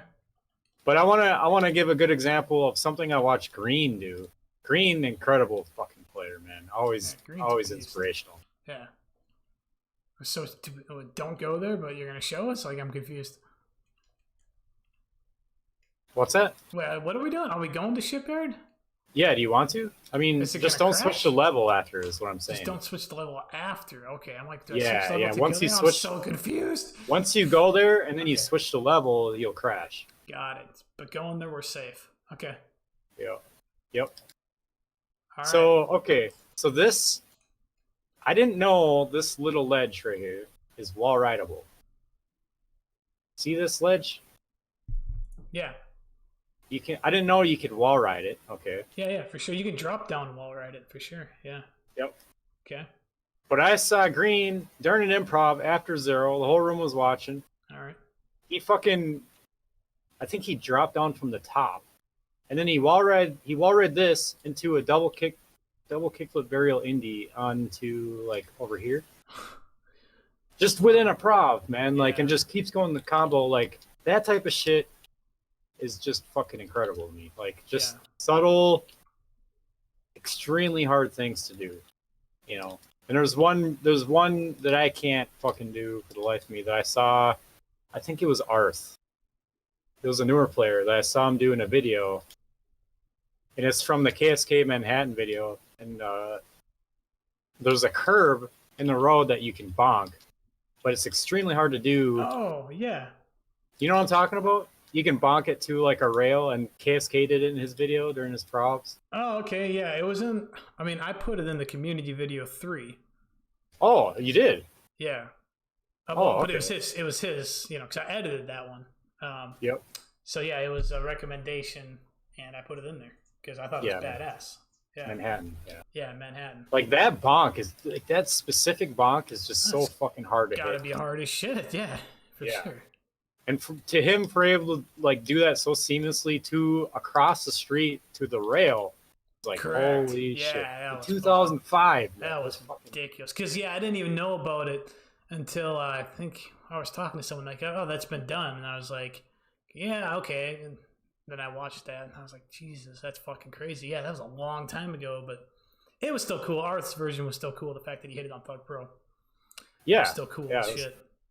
Because I was waiting for somebody to include that like different use of it in the video, Yeah. and he used it, albeit not as well as KSK, obviously, but Sure. he still used it. But at the And time, I didn't even know it had been done till afterwards. I had the conversation with someone like, "Oh, you know, it's been done," and then they told me about it. I was like, "Oh shit," but like whatever, it's still badass. So Oh, this was the rail I was talking about earlier with Bunker King. How he went in this area. yeah, for the horror line. Yeah, for the horror line. Yeah, So he went over here, blah blah blah. he would do the well. Then eventually, this became the bass line. Just these 2 quarter pipes here. Yep. Yeah, so they're based there, and then they would go to the main trick attack line. And there was different ways of doing it. Yeah, this level had quite a few different. Yeah, I would I'd base there till about like 500-600 whatever. What would it be, like 1,000, or would it would be 1,000, right? Yeah, 500-600,000 base, and then I go to the multi line and then get that up. And then by the time I was at about 1,000 multi, I'd have, you know, 100,000 or 1,000,000 base, I guess it would be. Yep. Yeah. God, that was forever ago. I barely remember. Well, you build it. Oh, I know. I build the shit. I build every Tony Hawk 4 line. Yeah, Yeah. build the shit out of that game. I build the shit out of it. Yeah. Ah, good times. Yeah, I remember trying to get like, I stopped on this after like 3 bill or something. I was like, I'm done. Like, I'm What content. level is it? Alcatraz? No, Shipyard here. Oh, really? Yeah, it's like, I was just like, I could keep going for more, but it just seems stupid. I was like, oh, you know what it was? After I got 3 here, I was like, I wonder if I can get a bill on like all the obscure levels like Kona and Carnival and Chicago and London. And yeah, I ended up doing college first, and then I worked my way down the list. Yeah. Yeah. Yeah, there's still like a bill in zoo and college. There's a college video that has 70,000 views on YouTube. Yeah. It's pretty cool. It's on my buddy's channel. But Has how many views? I think it's like 70,000. Yeah, it's pretty Holy crazy. shit! Yeah, because it was uploaded at like the peak time of YouTube. Yeah. Oh, It doesn't even have my name on man, the that's video. so impressive, though. Yeah. Yeah, it's pretty cool. I wonder how many views Andy Shipyard line. Well, It's I got like suppose 30. back then there wasn't even YouTube back then. So Yeah, I think he still has like 30,000 on that, which is impressive. Yeah. What do you think of my cast, by the way? Look at this. People are giving me shit. They call it the cotton candy cast. Check this out. Pretty much. Yeah, Pretty I much. thought it was badass.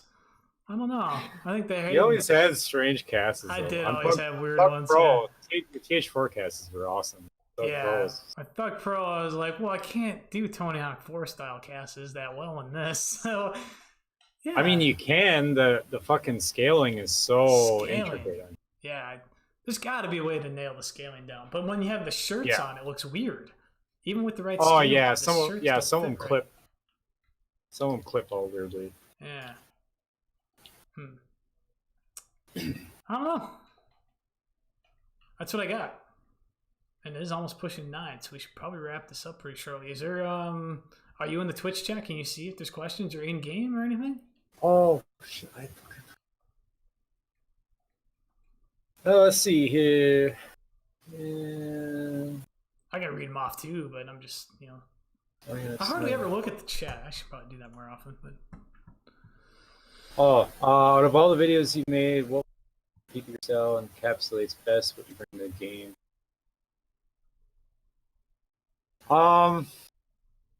So okay, I didn't really. Of all the videos you've made, what would you say is the peak of your style and encapsulates best what you bring to the game?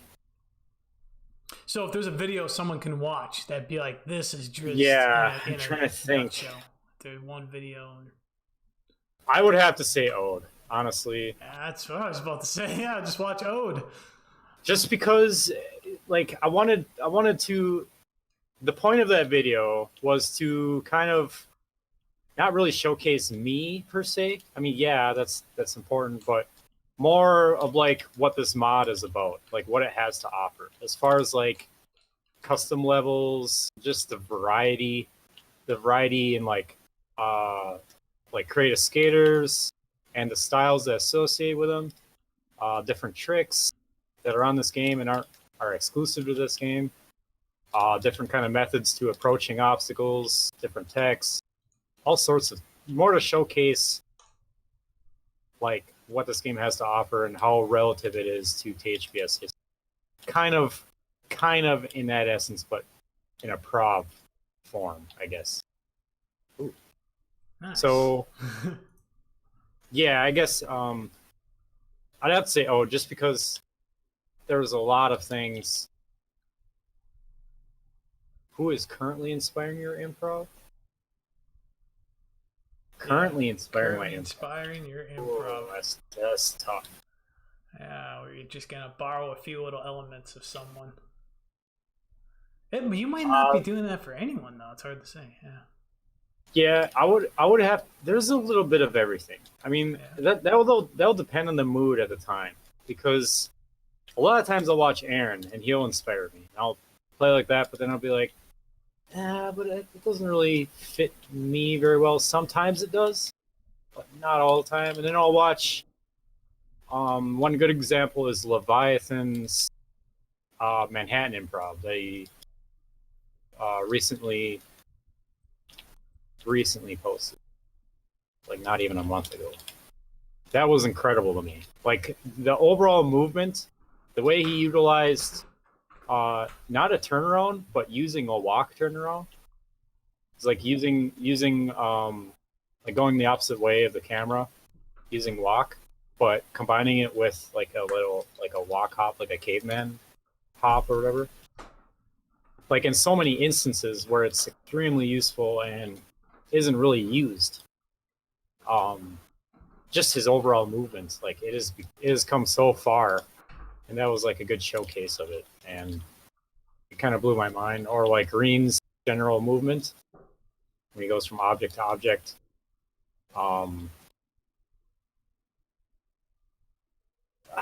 that type of game style, like I think it originated from like Silent, way back in the day, is to be quick within a confined movement or confined space. I mean, so have like quick movement, like say you uh, say you see like multiple rails and multiple ledges together, is being able to use all of those objects differently and within the same combo within the same confined space. That's pretty much what I look for. You know, like not use the same object twice, but use it all once during a combo and different. I think that's impressive to me. Nevada had another question. Do you think the largely maligned Thaw era prob brought anything valuable to the table looking back, and why? Yes, that actually that goes right along with what I was talking about with movement, because Thaw had a lot of features that would increase that aspect of movement, such as bone ollie and like air shuffle, stuff like that, that had a different approach. They had extra features to enhance that, which is great about Thug Pro because it implemented some of those. And yeah, you just sort of push the boundaries of that overall movement. Thug 1, you couldn't. It was pretty limited, but luckily I was able to use those limitations pretty well. And there were some techs like BHRA or like enhanced reverts that you could do on Thug 1 that you can't do on any other game, and I just took advantage of those exploits. But Thaw had more of that going on, basically. So I respect a lot of Thaw probbers for that aspect, like Tiny, for example, Diablo, Seawalk, really good at Red Bull, especially. That Red Bull's style on here, I think, shined mostly from that type of gameplay, because he's able to use those exploitable features that I explained to his advantage really well, and it shows in the current gameplay.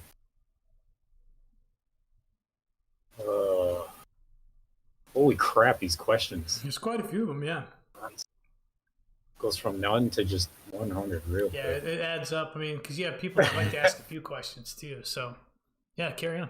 I think Okay, Carrie from Ron's best videos recently. What's that? Best videos recently. We kind of already answered that, I suppose. Yeah. Best videos recently at SMG for sure. Aaron's improv video. Aaron never really releases improv videos. It's more of like a TV. But his recent improv video was fucking amazing. Just because you get a glimpse of how he plays on a regular basis.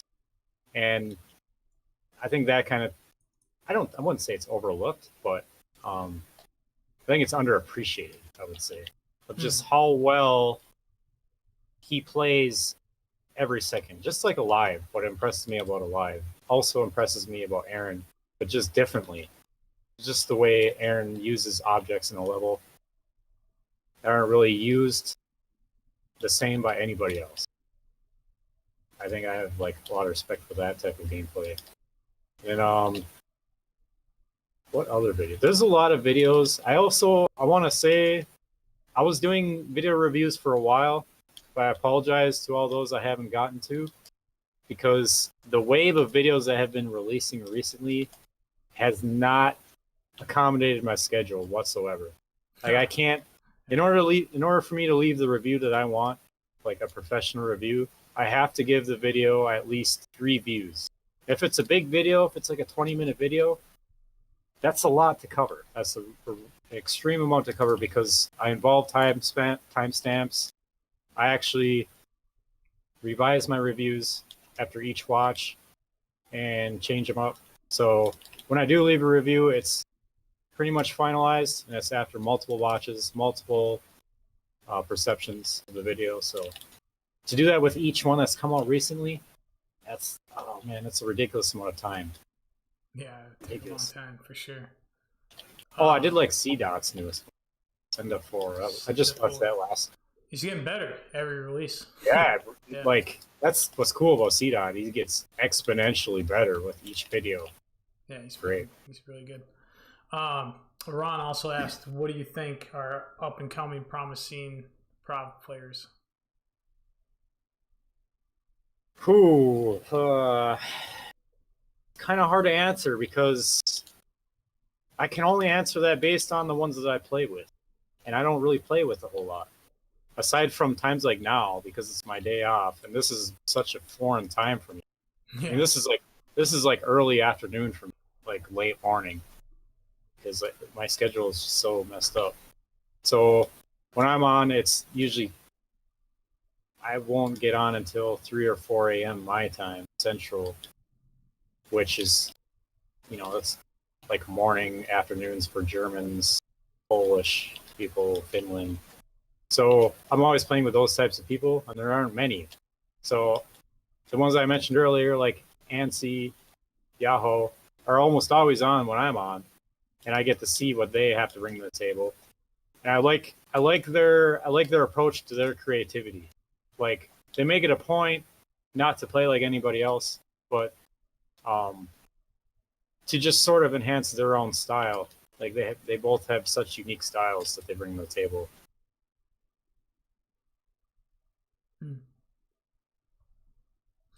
But otherwise, like if I'm playing like on my day off, I mean that's kind of hard to say. I mean, Yeah. like there are players who don't really get acknowledged for their improv. Like KC and Orb are two players. They don't really get acknowledged for their aspect of improv because people aren't really looking for that when they watch them. They're more looking for like the King of the Hill skills or graffiti or whatever. But both their improv skills are pretty good too. But they're already good. I mean, it's for the people that are wondering why the podcast is on a Monday night. It's just because this is the only time you could work it in. Yeah, that would make sense. Otherwise, it'd be at like 4 a.m. Yeah. Yeah. I wouldn't mind having a podcast at that time, but I wouldn't mind it. But I got with everybody else. I mean that we got people trying to sleep around here. Yeah. So that ain't gonna work. Okay, Matt Pistola base claimed nothing new is possible in the game as far as transfers and improv. What do you think about that perspective? About what? About nothing being new in terms of improv or transfers being possibly new. Oh yeah. I wanted to cover that. Bedes had a decent point about how everything nowadays seems kind of watered down to him. About how a lot of transfers are just variants of old transfers in different ways using new text. I guess that he does have a point to that. I mean that there is some truth to that, but he doesn't since he doesn't really play. He doesn't really get to acknowledge the subtleties, like for my style of improv, for example, or Red Bulls or Greens, somebody who has low air movement. I find new shit on here all the time. Like literally every time I play, I'm finding something new to a level that I've never seen before. Even these classic levels, I'll find like a corner bounce that I accidentally ollied into and I'll bounce out of, and then rail stall on top. It's like you couldn't do any of that because there weren't rail stalls back then. You know what I mean? So it's different. You can use current features and current aspects to bring new life to these old levels. And I think that kind of thing is going to be never ending, because with each update, you have new features, you have changing features through the updates. You have new ways of approaching these features, new ways to use them. And that being said, all these old levels are always going to have new life in an essence. Like, for example, I'll give a good example, is the implementation of Bone to Ollie. With that implementation, it got rid of the swerve DDs that I appreciated, sort of like the reaver DDs, essentially. And you could use those to have like an unpredictable movement coming out of it. You could go either left or right, but depending on the objects of the time, you could utilize those objects accordingly. But they got rid of those DDs, so you can no longer do those, and instead you can bone ollie out of reverts. to sort of compensate for that. But it gives you a totally different direction to go depending on the vert that you're applying it to. So with these old levels, there's plenty of instances now where I could be like, all right, well, what can I do on these old levels for these verts with that new feature? You know what I mean? And that's literally never ending. There's so many levels on this game. And that, I don't know. It's just, I think there's a never ending array. I mean, that goes along with the new text as well. That goes along with like Boost Plant and BHRA. I think it's literally there's literally never ending stuff to find. And it's new, there's innovative.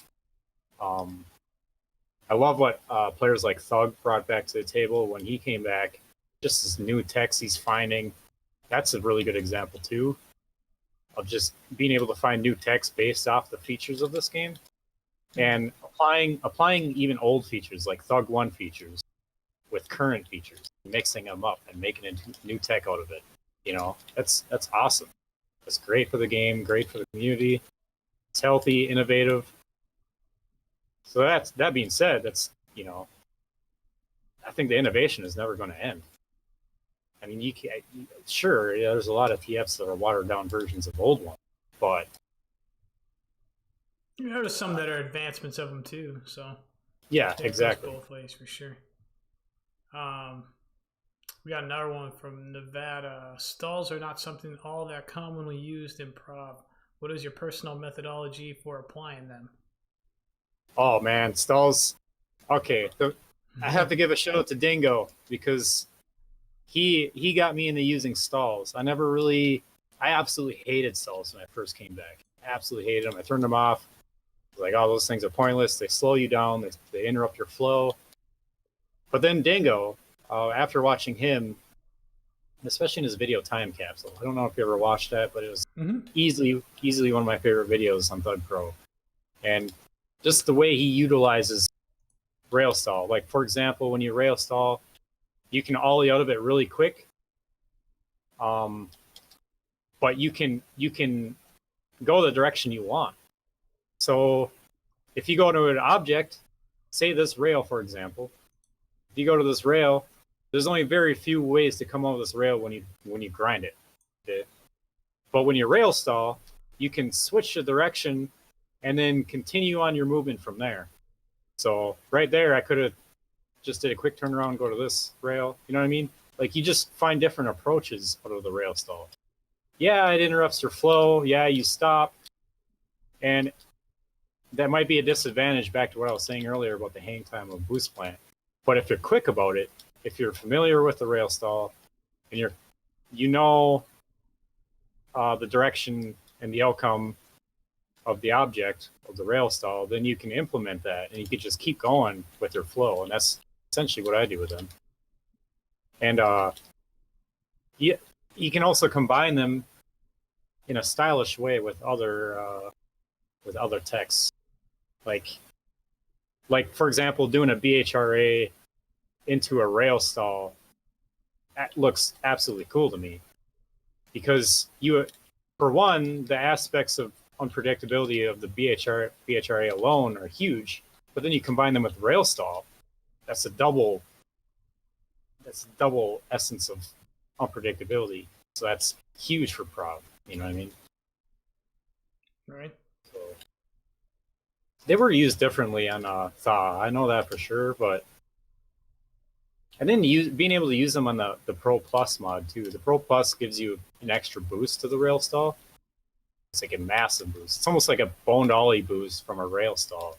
But using that in any direction you please is fucking enormous, man. You reach aspects of the level you never even thought were possible. So it's just, yeah, non-stop innovation, even just with rail stall. There you go. What other? That is it for questions, and that is actually where I'm going to end it. So we'll have to get you back on. I know I got quite a few people I want to get back on sometime early next year. So let's try doing that with you. Obviously, so are you, is there going to be a moment where you're taking a break from these podcasts, or are you just going to keep them going? No, for as long as you can. I've done 10 weeks in a row. I don't foresee that stopping. I got the 11th one planned. After Benson, it's either going to be Buck or someone else. I might have to move Buck forward because I thought I had someone, but yeah, no, we're just gonna keep doing them, man. All right, yeah, that's great, man. Great idea. Yeah, and I enjoy doing them, and people seem to like them. So, but yeah, thanks again for doing this. I know your schedule is busy, so Yeah, thanks again for having me. yeah, Fun time.